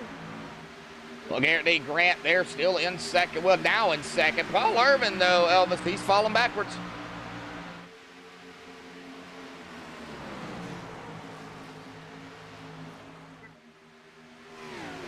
All right, it looks like Elvis. Uh-oh, did he drop connection?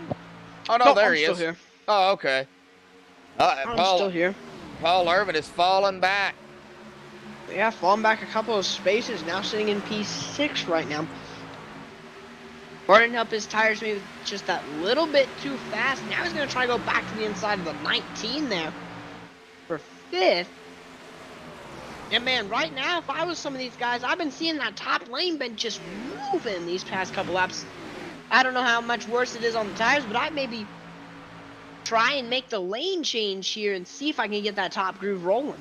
Oh yeah, for sure. Go ahead and go back up to the go back up on the high side. Well, looks like Dalton Cowden maybe trying to get that high line to work a little bit. You know, out of 4 here through the tri-oval, set himself up for a good entry and exit there. Now he's gonna dive it down into 1.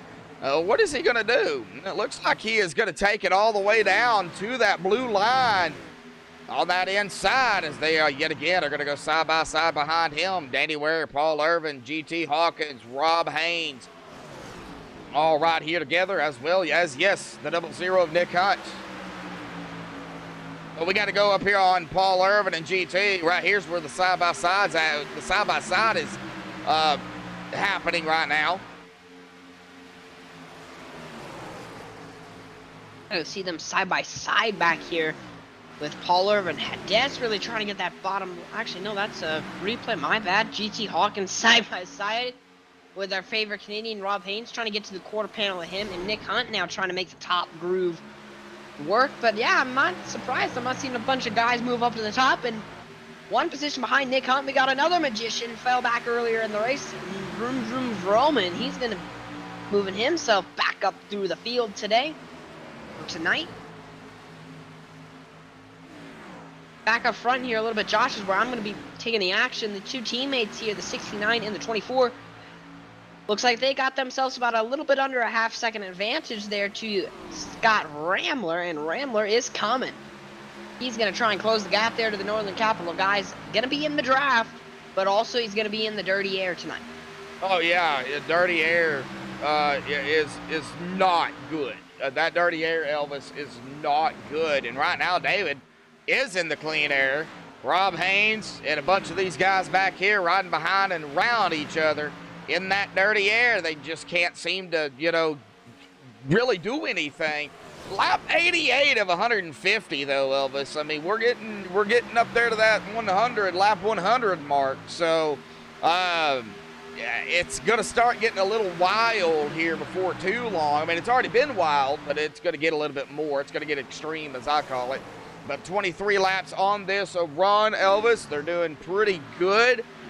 Seeing these times though, man, these times are really starting to fall off, and David and Garrett really running away with this top two here. Well, I say that, and here comes Scott Rambler. Yeah, Rambler, he's trying to work his way back up through. He's up to third, and he's trying to close the gap there to Grant and Weishart, trying to put himself farther away from the cars behind that pack behind him and put himself closer to the pack in front of him. Yep, pass here. It looks like Roman gonna get around Nick. So I'm trying to get to some of the battles. They're kind of getting a little bit spread out right now. I mean, they're single file. They're pretty close, but anywhere between 1/10 of a second to about 0.8 of a second. Paul Irvin, well, now 0.9 of a second behind Danny Ware. So they're getting a little bit spread out right now. Yeah, now everybody's starting to spread out a little bit. We have the front two guys all nose to tail, throw a blanket on top of them. The teammates, of course, got to be a little bit maybe concerned for the temperature for the 24 car, but since they are teammates, if that's a concern, they're going to flip it around there. But back to it, about, I'd say, 6th place, I believe. Rob Haynes is where the battle's really starting to go on here. This is the main pack of cars. Got a 4-pack car here, 2x2. And these guys are just trying to basically try and maybe separate themselves a little bit more and maybe get the solo breakaway here. Not going to be a little bit too far back to those cars in front to get dirty air. But they're still also not going to be able to get the draft. So we're going to have to see how these guys play out.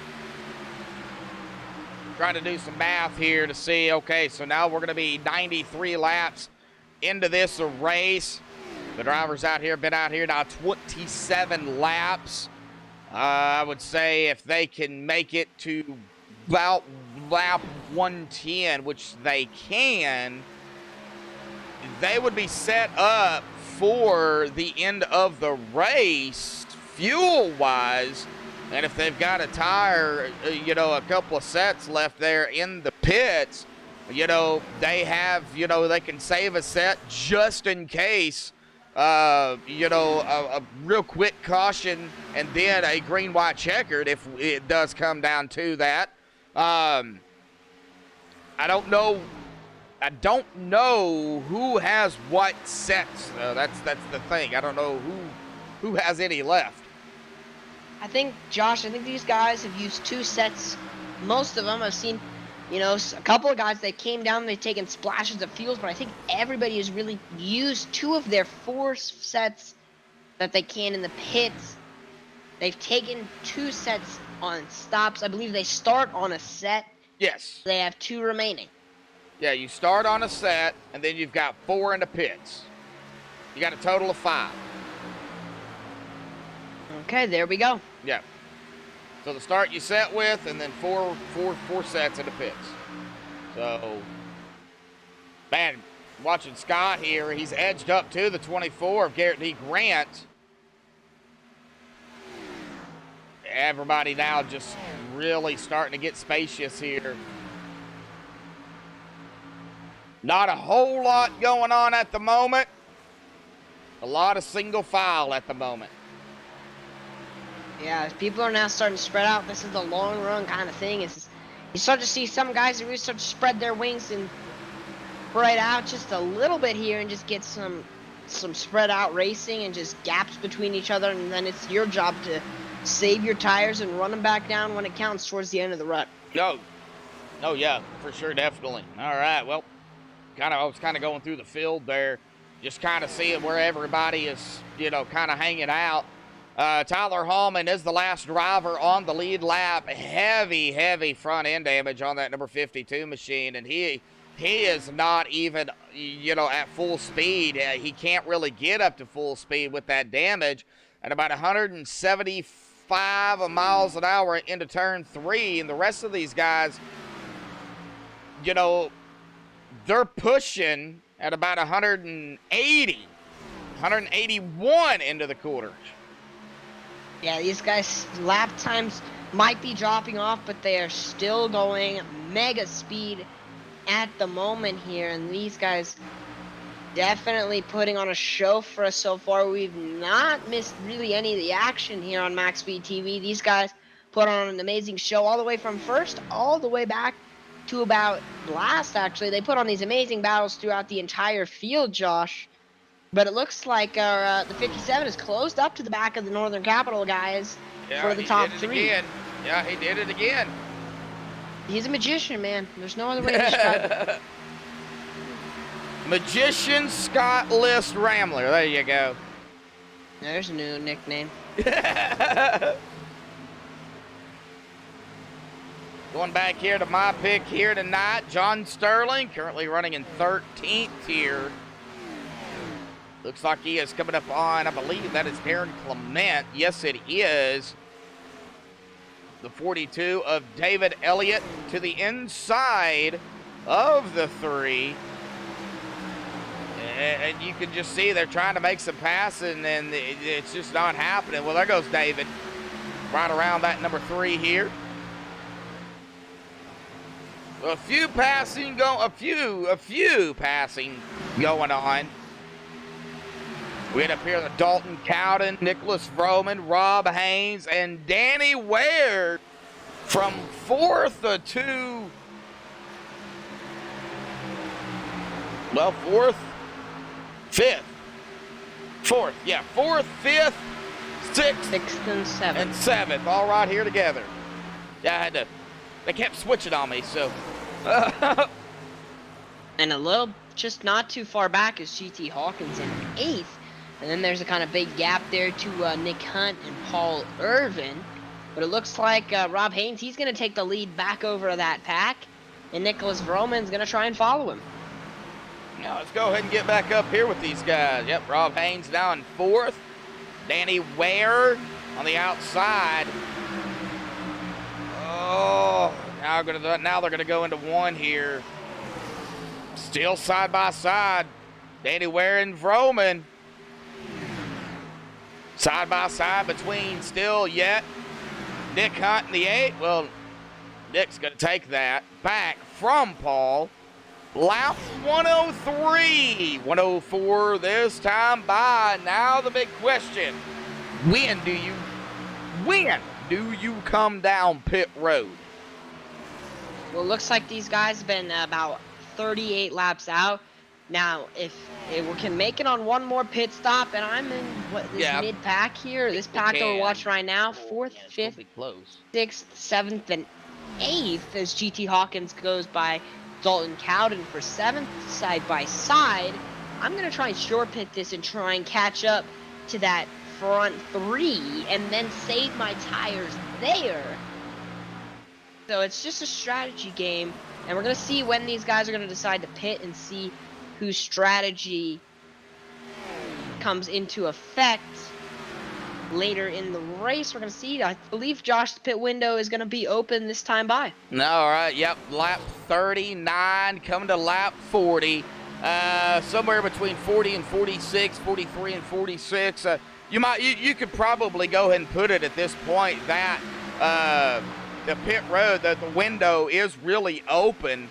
I think some of these drivers, though, they're going to run it until they can't run it no more. If I was out front, I would do that, but if I'm back in this mid-pack, like I said, I want to come down as early as possible and close up that gap. Oh, yeah, boy, that 42 of David Elliott all over Richie Evans back here, 12th and 13th. Boy, David was just giving him a push. I believe Dalton Cowden went into the grass, the AstroTurf there, Josh, in the tri-oval. Oh, Gary May down pit road, and you was talking about Dalton Cowden here. Dalton Cowden getting a little bit of contact out of turn 4 with the 19 of Danny Ware and just going into the AstroTurf. And we also got side-by-side for fourth between Rob Haynes and Nicholas Vroman here. Up here at the front of the second pack. Not checked in with these guys in a while because these guys have kind of just been on a league of their own, but the front three. Rambler's fallen a little bit back to the Northern Capital guys, but still 1-2 for the 69 and the 24, and I believe the 99 is going to pit this lap, Josh. 99 coming down pit road. Gary May going to be off and away here.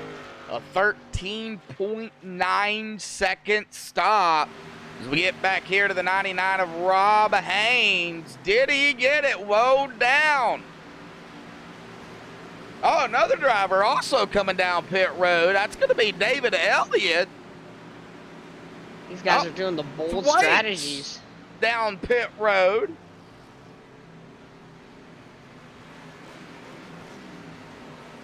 Now we're going to see a lot of guys coming down this lap, Josh, but that one lap on those fresh tires is going to help massively your leader stay out another time by. Roman's going to stay out another time by. Hunt down pit road. We got Nick Hunt down pit road. Richie Evans down pit road here. Casey Duncan in the 18 down pit road. Jacob Bell in the 77. Whoa, Jacob, locking slow the it front down. tires up. Wow. Barely making it down pit road. Here we go through another cycle of stops. The leader's going to come into turn number 3 and 4. Are any of them going to dive down pit road? The answer is no. Nope. Nicholas Vroman, no, he's not going to come down pit road. Dalton Cowden, Danny Ware, and GT Hawkins, no. Oh, well, John Sterling is down pit road, and 50. Ooh, did he get it woe down? Boy, he was flying to that cone there. Whoa. Yeah, struggle getting it woed down there as we see a couple of cars resuming back on the racetrack. More cars coming down pit road. Now the car that really is going to be the challenger here is Rob Haynes in the 99. He is going to be the guy that I believe, Josh, I don't know if he had a long stop there, but now he's 2 laps down. His stop was 54.2 seconds. He might have got a penalty. I believe maybe he got a speeding penalty. We're going to just see there. Yeah, I believe he just got a speeding penalty. You could see how the jack went up on the right and left-hand side, and then he just was just sitting there. Probably just a speeding penalty there for Rob Haynes. That's a tough break. Yes, it is. Brett Cool down pit road. Here comes Rambler GT. They down pit road here. Couple GTMs coming down pit road here, and Nicholas Vroman, I believe, is down pit road, if I'm not mistaken. No, he's going to come down pit road this time, though, I believe. And maybe are your leader's going to come down? No, they're going to stay out here. Okay. Here comes Nicholas Vroman getting it rolled up here. Roman down onto pit road. Dalton Cowden, Darren Clement. Whoa, Cowden getting it sideways there on the pit road entry. Looks like a couple of cars. We're going to see the pace advantage. You can see how much faster. I believe right now the guy that could be challenging, that's going to maybe possibly try and catch that front pack, might be David Elliott here. Or Nick Hunt. They're trying to close the deficit there to that front pack. And here comes the leaders. And here they come down pit road. We're going to see here who, if maybe they're going to be able to retake their lead. If the Northern Capital cars can retake the lead, then that'd be huge for them. But David Elliott is the first car 1 lap down, which basically means that he is the first car that has pitted. And at the moment, it's Scott Rambler. So Rambler's now going to try and put in that one Wonder Boy lap, and he's going to try and put himself in a good spot to get by the Northern Capital guys. We're going to see here. We're going to have the race off pit road. Yep. Paul Irvin down pit road now. Looks like Let's see here, the Northern Capital guys coming off pit road. Yes. And Rambler is long gone into the distance.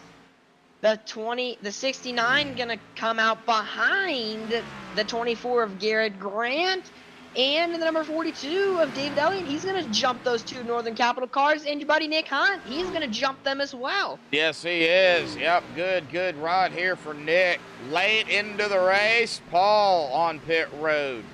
Christian still on pit road here.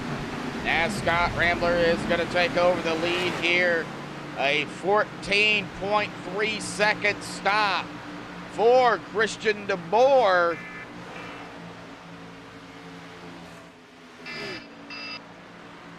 And for Paul Irvin, it was a 14.4. I think Irvin stayed out too long on those tires. And that's going to cost him a couple of spots, but he's going to have those tires in the later stages of this race, which is going to be nice here for him. Now he's going to be able to set those a little bit faster lap times where these guys are starting to fall off that little bit. Yeah. And the yellow flag is out. There's the yellow. No. No. Nick Hunt around on the backstretch, totaled. No. We're going to go back to the MaxspeedTV replay, and the 69 there trying to get to the inside, and Nick Hunt just slams the door. Yeah, we're going to be watching it here on the MaxspeedTV replay. We're going to watch the 69 here. Oh, really, really close. Man, that was close between the 00 and the 69. We're going to chase you here and kind of see what happened. We'll be on Nick Hunt. It looks like, it looks like Nick might have been a little bit of net coating there, but it looks like that back end of that 00 machine started to get a little bit loose. And then, bam, right there, the contact is made and then made again. Boy, Nick tried to save it. And then more contact between the 69 and the 00. And that's going to send Nick right up into that outside wall. He's going to have some heavy, heavy damage on that machine. There is some heavy damage on it, but how bad is it really? Oh, that back end is, oh no, yes, he's gone, it looks like. Yeah, he can't even. Looks like his front end is just destroyed after just smashing the wall. He's going to have to tow. No, there he goes. He's not going to have to tow, but I think his race is going to be over tonight. And the 3 and the 52 there is going to squeak just on by around the outside. Barely enough room, and I think Nick Hunt, he's going to try maybe and get an extra lap or so out of it. He's just stopped on the backstretch. Looks like he's going to get it fired back up. No, he stopped back on the backstretch. Stopped. I think he's got to wait on the pace car. I think that's what the deal is. Yeah, I think that's what it is. Waiting on the pace car. Yep, there he goes. Okay, so he's waiting back on the up pace to... car, going to try and salvage as many points as he can tonight. Yeah, well, in the 00. I wonder if he's going to come down pit road. He's trying to get back in line here is what he's trying to do, I think. But I don't know. We'll see here. We'll stay on Nick here for a little bit, for a minute and see. He's going to come down pit road, I believe, Josh. I think he is. I think you may be right. And the person who did not want to see that caution, Scott Ramler. The big man, that was just, he was in control. Looked like at that point in time, he had just the right amount of a gap that he needed, and then the caution flag coming out.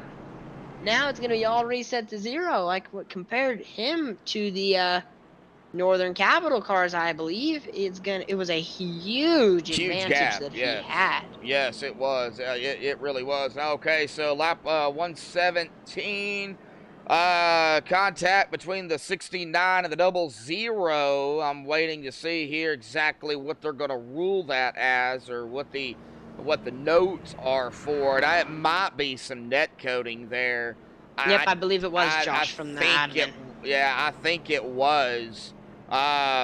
You know, like I said, I can look at it a certain way, but then again, I do not make that call. So.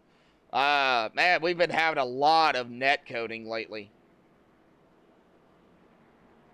Yeah, and the net code has been real on iRacing the last couple of weeks. Yes, it has. Well, lap 120 here, come to lap 121. Well, Jacob Bell did recover from the caution there on lap 55, and he is back up inside the top 10 here in 7th. So nice recovery by the 77. I think that they're going to get the one to go here. I believe they are, Josh. Yep. Yep, Lights are there off. it is. Rambler's going to take the bottom.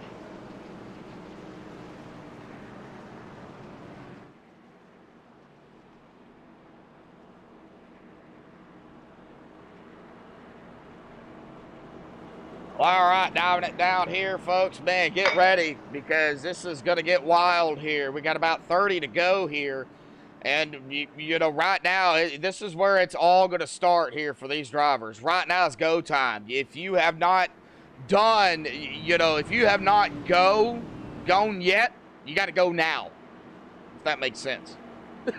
Yeah, on lap 121, you got about 30 to go. Still a decent amount enough time if you're sitting back there in maybe the 20th spot to maybe recover to a top 10, maybe a top 5. You have got to just get on the loud pedal. And if you have damage, I'm going to say that might be a little bit out of reach. But you don't know. Cautions breed cautions. But a car with damage that I've been impressed with tonight, GT Hawkins, he's got a little bit of left front and side damage there on that left side of that 14. He's crawled himself all the way back up to 3rd place. Yep. Oh, wow, boy, watch that 24, boy. He's ready to go. You know, what's Scott going to do? You know, is he going to jump it after that pace car dives off? Okay, pace car is off. Now he's going to go. Good jump by the 57, the 24 of Garrett D. Grant. Got a good start there, but that's going to put GT there side by side with him. Here comes the 34 of Dalton Cowden also to the inside. The 95 of Vroom Vroom drops it down low. Yeah, the 95 looks like that bottom lane on the restarts is the place you want to be. But on the longer runs, the top groove looks pretty good. Contact. 2 by 2 up for 2nd and 3rd. Here comes Cowden. Up to 2nd Cowden's to gonna 34. take We've seen him do this kind of earlier in the race. We're going to see Kenny challenge Scott Rambler for the lead. Still a battle back there with GT Hawkins and the 24 of Garrett D. Grant. We got a battle back here, too.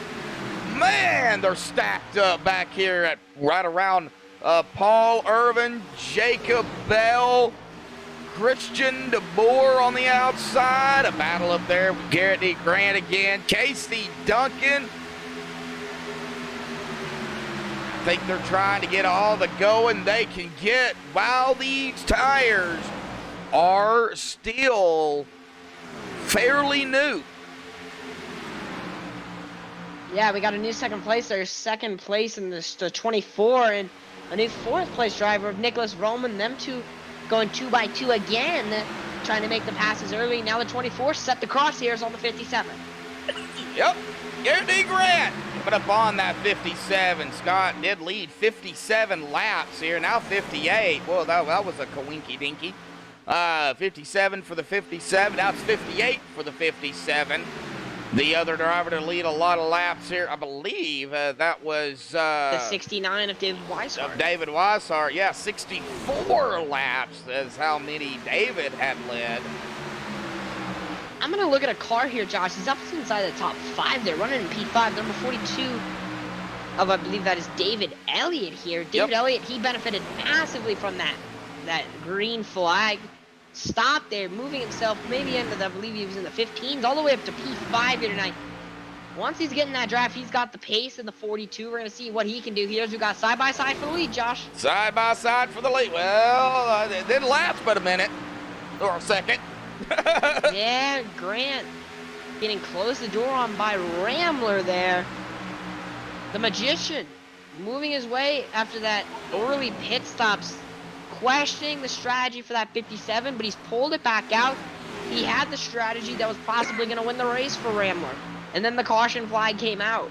Yes, it did. Well, you know, keep an eye on the leaders. We're going to go back here with this mess. Vroom, vroom there down to the inside of the 42. David fighting hard to keep that 4th position. 95 trying to take it from him. David's got it, though. Battle back here. John Sterling to the inside now. I believe that is going to be Mr. Darren Clement on that outside line. Battles happening now all over the place. Christian DeBoer, Casey Duncan. Looks like Ooh, we got a Christian- big block up here for third. Ooh. David Elliott is trying to get on by the number 37, Dalton Cowden, but Cowden throws the block. Lap 129 here. 2 more laps will be 20 laps to go. Davey, Oh, and Cowden's in the wall. Cowden, and they're still, What happened? Cowden is going for a ride. Yeah, what happened? Let's go back here and take a look at it here on the MaxspeedTV TV replay. It looks like Brett Cool was involved in this as well, or might have got caught up in it. Ooh, man, that's just the sharp Camaro noses on that 42, and he just got right to the back bumper and just sent the 34. I'd be surprised if that's not a penalty for the 42, and that is a tough break for Cowden. Running Yes, it P4 is. car was really good. Got whacked there by the Man, 4. that was close. Let's get a chase view here on Dalton Cowden here. We'll turn the camera here and we'll see the 42 right there. Oh, yeah, definitely contacted. A hard lick there. The 19 going to get a piece of it. Well, the 34 just goes around, comes down backwards, and right there, the number 4 of Brett Cool, nowhere to go. That just sends the 34 flipping up to the catch fence. And then some more net coating here, it looks like. Wow, the 34 is flipping. He just keeps flipping. Yeah, man. Oh, that was a hard lick. No matter what, I think a little bit of net code with I believe it was the 42 going through the 34, but they, no matter what, would have hit. It went the reverse way. Yeah, I think that's for sure, as a driver, for me, that's better than the opposite effect of not being contact at all. Yes, well, it is going to be on the 42 of David Elliott here. Contact with the 34. 42 will receive his first deal well here tonight. We got a couple of guys coming down pit road here. The leader, Scott Ramler, Garrett Grant, Nicholas Roman, Danny Ware, and GT Hawkins coming down pit road to get some fresh sticker tires. Now I believe they have 0 sets left of tires, but that is a bold strategy from these guys. We got Christian DeBoer, who has our onboard camera today, from 20th to 4th. Very good run for him. Gary May, 24th to 3rd. John Sterling, your pick tonight, Josh. He's up there in number 3, 15th to 2nd. David Elliott, I believe you said he got a penalty here, so he's going to go from the lead in 14th, from 14th from the lead to the lead, but he's going to go back to the back of the field, end of line, I believe, if he did indeed get the penalty. And we're gonna go on board out of our onboard camera here with Christian DeBoer. So cool to get to see the, we get to see it a little bit in real life, but obviously the tinted visors and the yeah, you can't see all their the gear. You never can see the faces of the drivers. You never can see how what they're looking at. Josh, do you want to do it for the first time? You want to watch a driver going to the restart here, starting P4? Yeah, I think we can do that. I think we can. We'll go up to the leader here, of course, for the restart here. Coming to lap. Let's see, the pace car lights are not off. Probably going off here this time. We'll be on David Elliott or I think it's going to be David Elliott. No, he'll probably get the, he's going to get the EOL, so that's going to put John Sterling up to the lead, I do believe. Yep, here we go. This is 42 EOL. Yep, he's going to get the EOL right now. Go back to the end of the longest line, so that's going to put John Sterling up front. On the restart, now they'll probably get the one to go here. We're going to have a side-by-side here. A nice little side-by-side. David Elliott does indeed receive the penalty. Your pick tonight, Josh. He's running out front here. And that is we've seen a lot of guys here. The top 5 really are guys who have picked up a lot of spots. We're going to look at John Sterling. He started 15th up to the lead. Gary May started 24th up to 2nd. Christian DeBoer, who has our onboard camera, up from 20th to 3rd. David Weishart from 5th to 4th, but somewhere in the mix he got involved in a wreck and went to the back, moving his way back through the field. Richie Evans, he is going to move himself up from 13th to 5th tonight. And the magician himself of Scott Rambler, he's going to be in 6th tonight, but don't count this guy out. He has, like I said earlier in the broadcast, he is a magician coming from last, back up to the front. He can do it. If there's anybody that I believe can win this race from that spot, it is the magician himself of Scott Rambler. And you got a very big possibility. We're going to be coming to 17 to go here this time by. I'm going to go ahead and let you get them going. This time, we're going to be on John Sterling, but we're also going to be side by side here with Christian DeBoer here. He's got his webcam up. You can actually see him. Going to be on this restart here. Of course, Christian, they're setting in 4th on the backstretch here, down into 3 here in just a second. There we go. Coming to 17 to go. Elvis, take it away, bud. 17 laps to go here, and it looks like John Sterling gonna lead us to the green flag. We've not seen a lot from this guy today. Not really talked about this guy today, but he's gonna be bringing us to the green flag. We're gonna see the strategy from the number 3 car here, a GTM guy. We're gonna see how he's gonna do here. The pace car is gonna peel off, and here they go. The 3 car in control. Ready whenever he is ready. The 3 car fires off. Green, green, green. For the 3 car getting a monster of a restart. The 56 going to be side by side into turn 1. David Whiteshart's going to pull down to the bottom. Side by side from here. Here comes Rambler. Rambler's going to have those fresher tires on that car. He's going to now dive down to the bottom. He's going to go to the inside of Weishart, it looks like, who's going to now try and make it 3 wide on Christian DeBoer. 3 wide here at Charlotte. 3 wide. Oh, 3 wide into 3. There they go, 3 wide through the corner. Back there, stacking it all up. Rambler's up to 2nd. Rambler's diving for the lead. Scott Rambler's going to try and come back to the lead. And he's there we going go. to do it. Fresh tires to the lead. And they are so and we're still 3 wide. wide. In the field between Christian DeBoer. Now's the perfect time to have that onboard cameraman. Yeah, I turned it off, went back to the full screen. But we were on Christian DeBoer there for quite some time. Man, these guys are just going for it. Yes, they are. 2x2s coming to 15 to go here, folks. And you can tell those tires was definitely the move to go. Garrett Grant, Nicholas Vroman, those 2 took tires side by side for 2nd. Rambler's going to have a bit of an advantage. Still side by side for 2nd. They're really side by side through this entire field here, but the main battle that we'll want to look at is side by side for 2nd. Nicholas Vroman up on that, for me, preferred high line here. Vroman, he's showing some speed tonight, and he's going to try and go hunt himself out a win. Rambler's looking to make it 2 in a row tonight. Rambler leading the field, looks like they're by about 0.2 of a second there over Vroman and Grant. And right behind them, Danny Ware in the 19 Jacob Bell racing car, and now they're starting to close the gap. Oh, very loose there for the 24. Gonna go through the AstroTurf and come right back on the track. Sideways, can he save it? Caution is out. Is anybody gonna hit him? Doesn't look like it, man. Oh, man. No. We're gonna have to have a MaxspeedTV replay. Looks like just a racing incident there. The 9 and the 24, they just get caught up out of turn 4. Yeah, there's just nothing that anyone can do. We're going to be on Garrett D. Grant here. Now, this is a battle here, but for 2nd place. Room on the outside.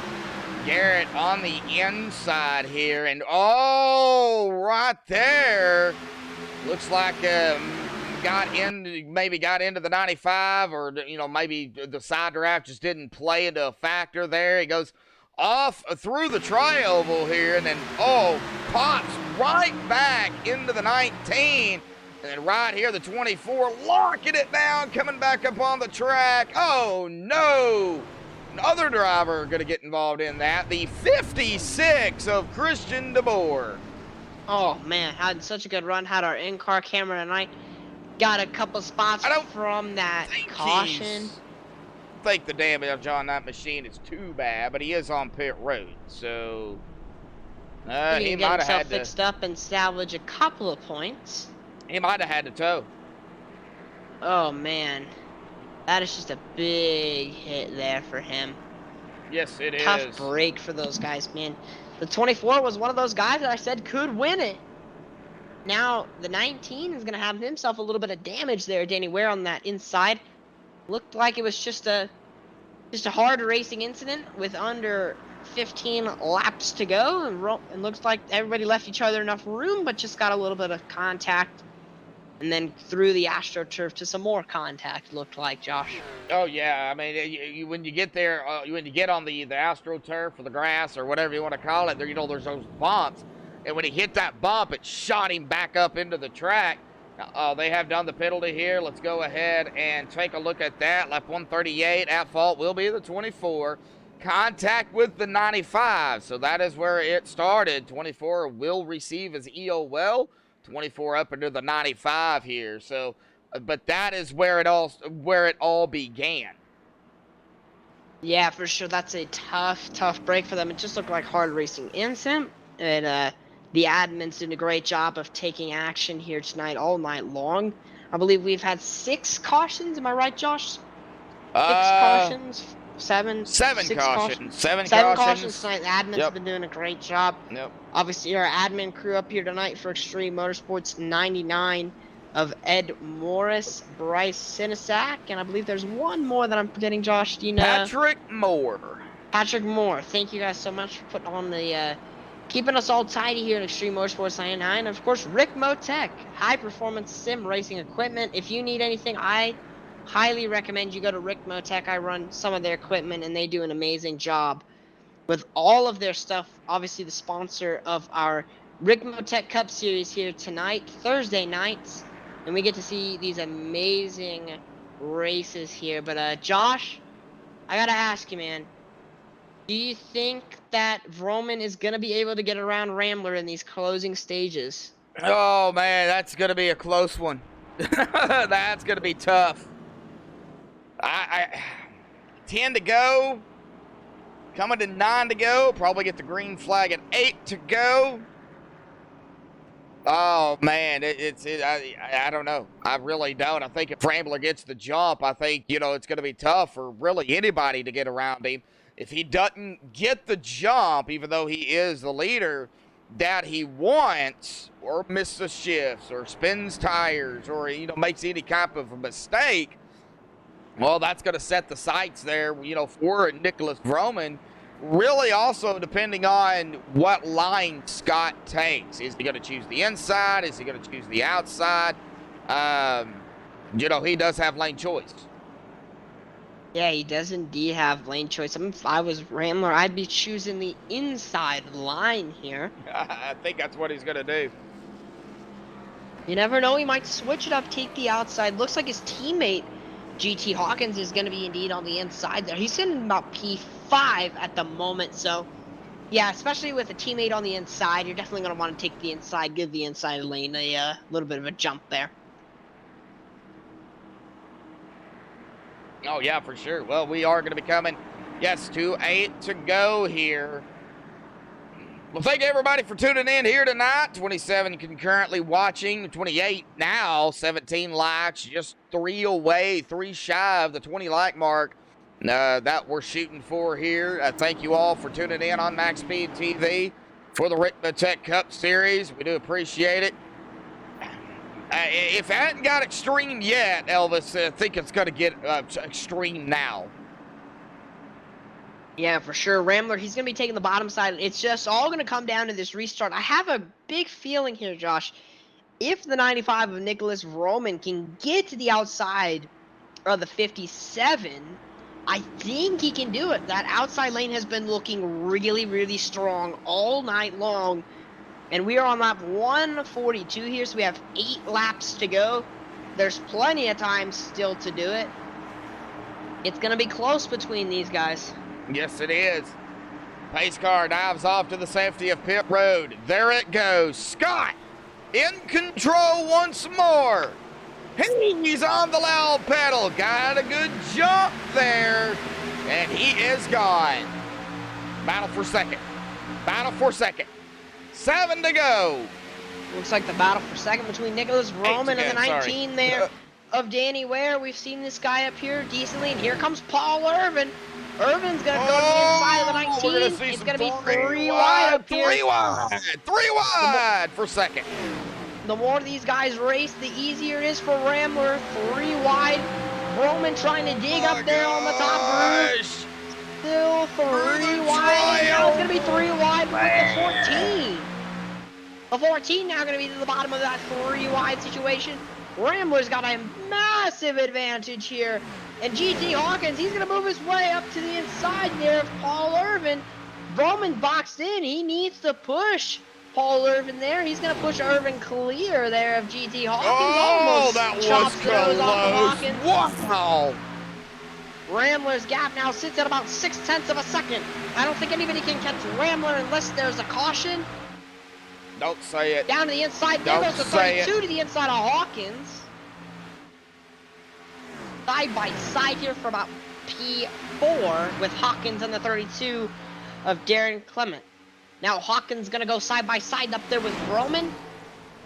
Side by side now for third. Roman now going to try and dig to the bottom of Paul Irvin. Yes, he there goes is. to the bottom of Paul Irvin. In the number 8 car, he's going to dig to the bottom lane there, and he's going to go side by side. Roman now going to make the pass look easy on the bottom lane. Now back new a little, P2, Nicholas Roman. Back a little bit further back here with Jacob Bell at around 7th, 8th, and 9th. Now that's going to be Rob Haynes, Jacob Bell, and Casey Duncan. They're coming up on this group. They're not too far behind the 19 of Danny Ware, who is in this group here. If they catch this group, we're going to have more cars here together. It's going to be close. 4 to go, though. 4 laps remain. Can they catch Scott? Roman's looking fast. He's closed the gap now to a little under 0.4 of a second. I just don't think there's enough time, Josh. 3 to go this time by.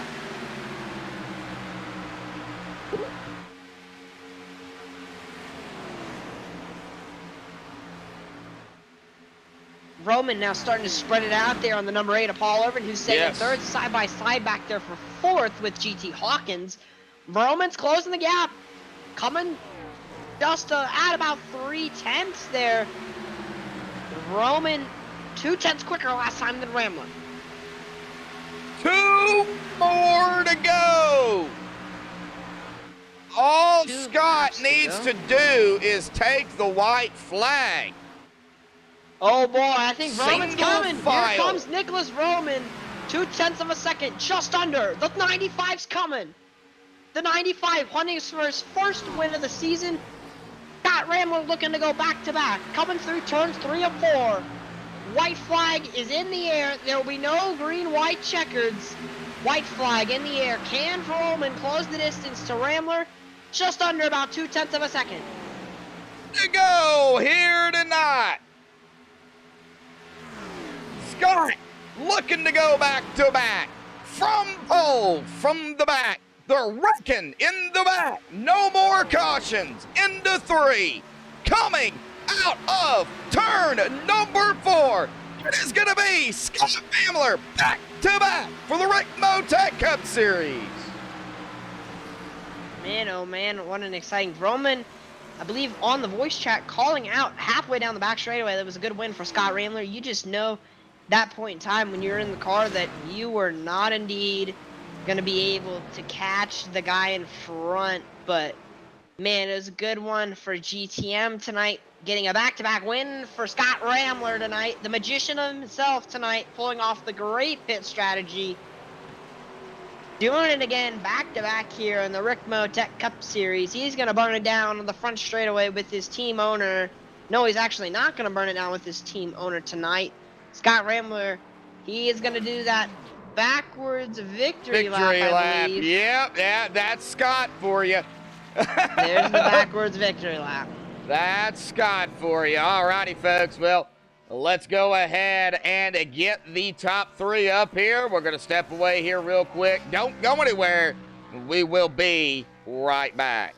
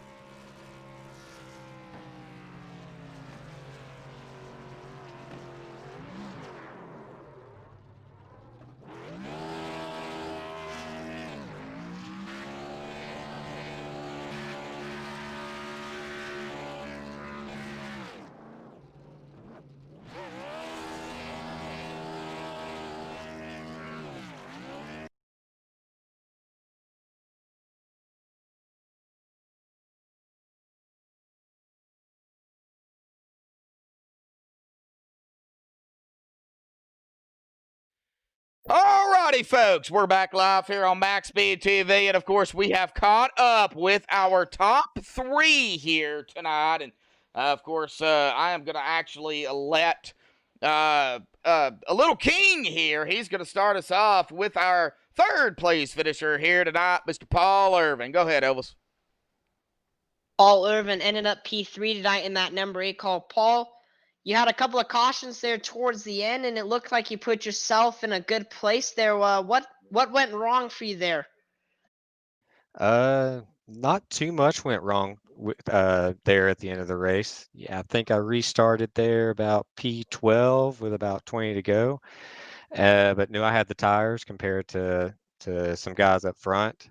They started falling back. I saw a couple of holes that were questionable, but managed to put my car in there, and it stuck, and managed to hold on for a P3 finish.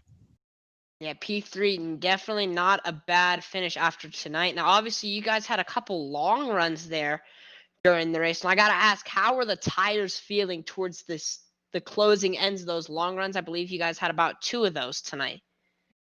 Yeah, the tires, I ran mine way too hard early, so I felt it probably a little bit more than some other guys. I was definitely getting blown by towards the end of the run. Car would not turn, no matter how much wheel you want to put into it. But luckily, able to have some short runs there at the end, and I knew my car was a little bit stronger on the short runs, so lucked out there. Yeah, for sure. Good finish for you guys. And next week's going to be Iowa for 180 laps at night. How do you feel going into Iowa? I compared a little bit to Richmond and didn't get the finish I wanted there at Richmond, but had a strong car. So I'm going to go in there with a little bit of confidence, top 5, top 10 car for sure. Yeah, for sure, Paul. And is there, obviously, when you get to talk to us up here in the MSTV booth after a top 3 result, you get to thank all those sponsors that keep all your guys on track. So is there anybody you'd like to thank tonight? I just want to thank ECM and Darren and Shad for letting me come in here into the Cup Series. Just giving me a ride and doing my best to show that they made a good choice here. Yeah, for sure. And Josh, you got anything tonight for our P3 finisher tonight? Awesome job, Paul, man. Awesome job out here tonight. Yeah, short track racing next week. It's going to be, a little bit different from Charlotte for sure. But, go ahead and, celebrate 3rd here tonight, buddy. Rest up and get ready for Iowa, man. Appreciate it, guys. Thank you so much for what you do up in the booth. Well, thank y'all for putting on a great show. All right, well, that is going to bring us down here to our 2nd place finisher here tonight, old Mr. Vroom Vroom, and I'm actually going to pull him up right now. Vroom Vroom, buddy, got a copy? What's up, man? Well, second place here this evening. I mean, Charlotte, good racing out there. A couple of good green flag runs. The caution's kind of coming out here tonight. But still, nonetheless, great racing out there. But, we came down here really to the wire. We had that late caution that kind of stacked everybody back up again. And you were kind of mired there in between some traffic, and you somehow managed to get that 95 machine up to second, and you were coming up to Rambler. Did you have something for Rambler, or was you just hoping it'd stay green? I don't think I had anything for him at the last couple of laps. I used my stuff up trying to catch him in the first place, and then on top of that, going 3 wide, man. I'm sure everybody liked that when we were 3 wide there for a couple of laps. That was pretty intense, but yeah, I probably could have got to his bumper, but again, I think I just used my stuff up trying to catch him in the first place. So overall, good win for him. Did you use all your sets? Yeah, I did actually. Yeah, you did. Oh man! So if a green white checker would have came out, you'd have been one of the probably many of the drivers out there running on just what you got, basically. Yeah, my teammate Dave Elliott, he pitted one time and he started back in like 15th or whatever. He caught me in like 3 laps and I was up towards the front. So next caution came out there like 20 to go. That's when I took my last set.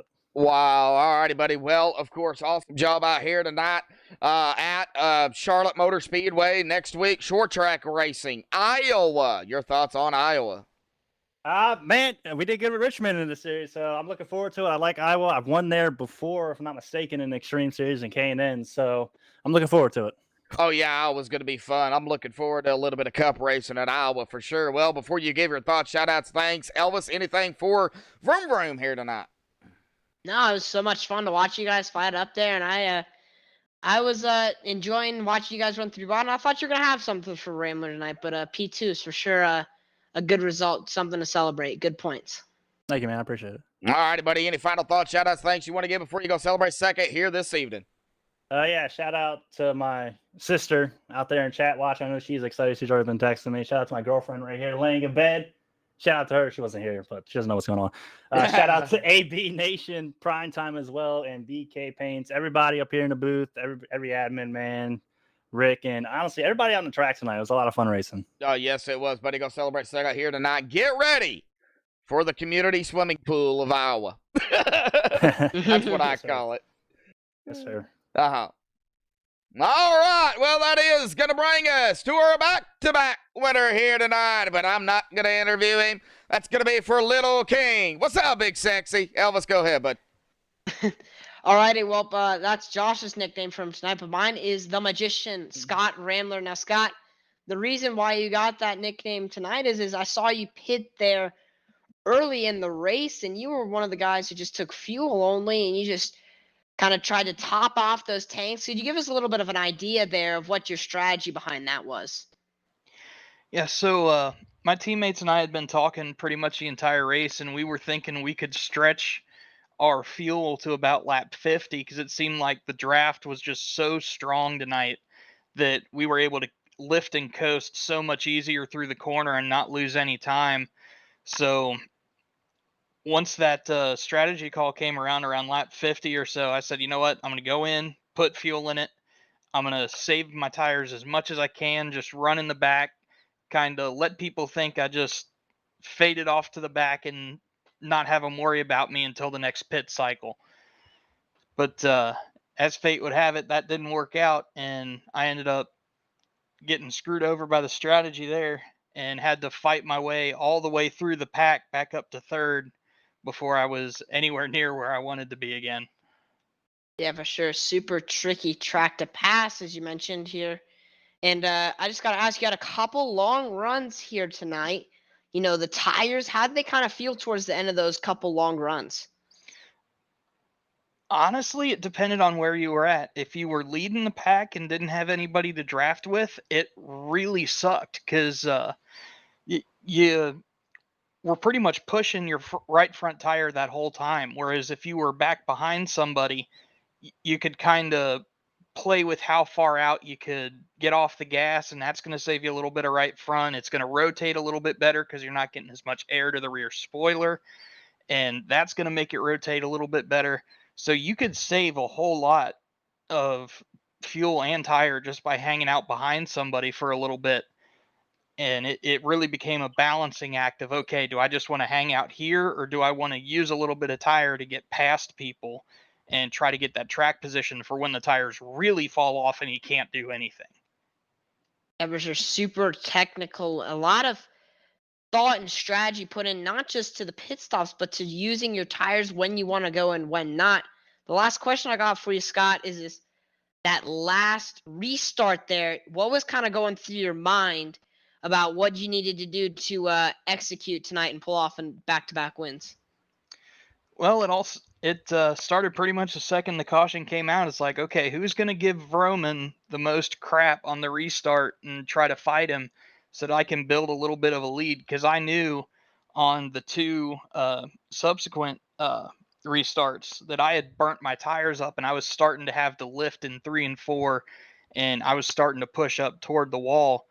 And from what I had seen was Vroman and Grant were doing fantastic on saving their right fronts, and they definitely would have me on pace if I had to go one-on-one with them. So I needed somebody to cause trouble with them, and I think I got the best of both worlds with having Paul and Danny there behind us, because they both went right at Vroman the second the green flag dropped. It was pretty entertaining to watch. It was definitely entertaining for us to watch in the MSTV booth. Now, next week, we go to a track that we usually don't see the Cup cars go to in real life, but this is iRacing, so we can go wherever we want. Iowa. What are your thoughts on Iowa? It's a short track. I'm not too particularly fond of Iowa. It's not one that I would want to see doused in gasoline and burned to the ground, but it's not exactly my favorite either. Well, we know who's going to pick you next week, the person with the 100% logic of Joshua Medlock. Now, Josh, do you have anything for the Magician tonight? Yeah, he is my pick next week since he said that.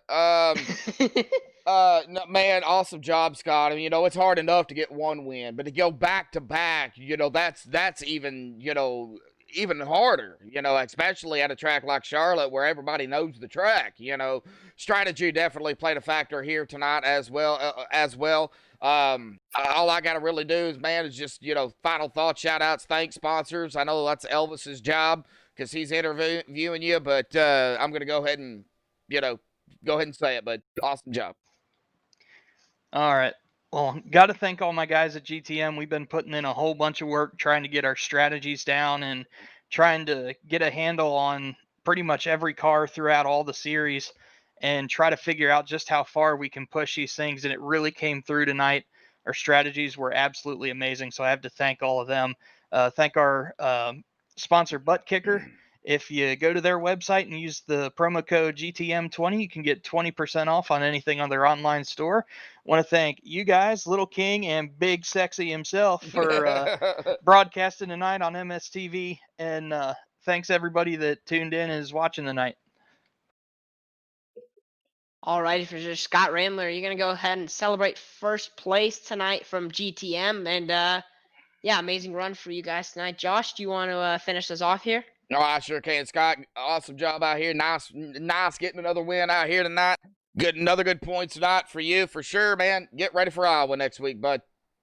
Absolutely. Thanks, guys. All right. Well, that's going to do it for the interviews. Awesome racing out here tonight, buddy. But what do you say we go ahead and get them down here on the unofficial results? Yeah, for sure. Do you want me to kick them off, Yeah, Josh, kick us off. No, kick us off. Alrighty, man. well, your winner tonight, going back to back, the number 57 from GTM, the Magician, Scott Ramler. Second, coming up just shy of Nicholas Vroman, Paul Irvin in third. Danny Kleinman is going to be mentioned here tonight, plus 22 for that 32 car. Wow. That's an impressive run for him. In fifth place, rounding out your top five, GT Hawkins. In sixth, Danny Ware. Seventh, Rob Haynes. Coming back from a penalty there in the green flag cycle of stops. Amazing run there from Rob. Eighth is not a really guy that we talked about a lot tonight, but he did an amazing race there of KC Duncan. David Weishart, the 69, it was up front for the beginning of the race, dropped back, but he ended just inside the top 10. And in 10th place, the number 12 of Michael Thwaites. Josh, you want to head us 11th through 20th here, bud? Joe Can, David Elliott there in 11th. John Sterling running up front there, just got 8 up, but he's going to grab a top 15 here in 12th. Nick Hunt coming back after an incident there, had that damage. He'll grab 13th here. Tyler Holman in 14th. Jacob Bell 15th. Gary May 16th. Richie Evans in 17th. Krista DeBoer with our camera there. We'll finish in 18th spot. Mike Rominger, the defending champion, 19th. And Todd Gray is going to round out 20th. Elvis, finish us out, bud.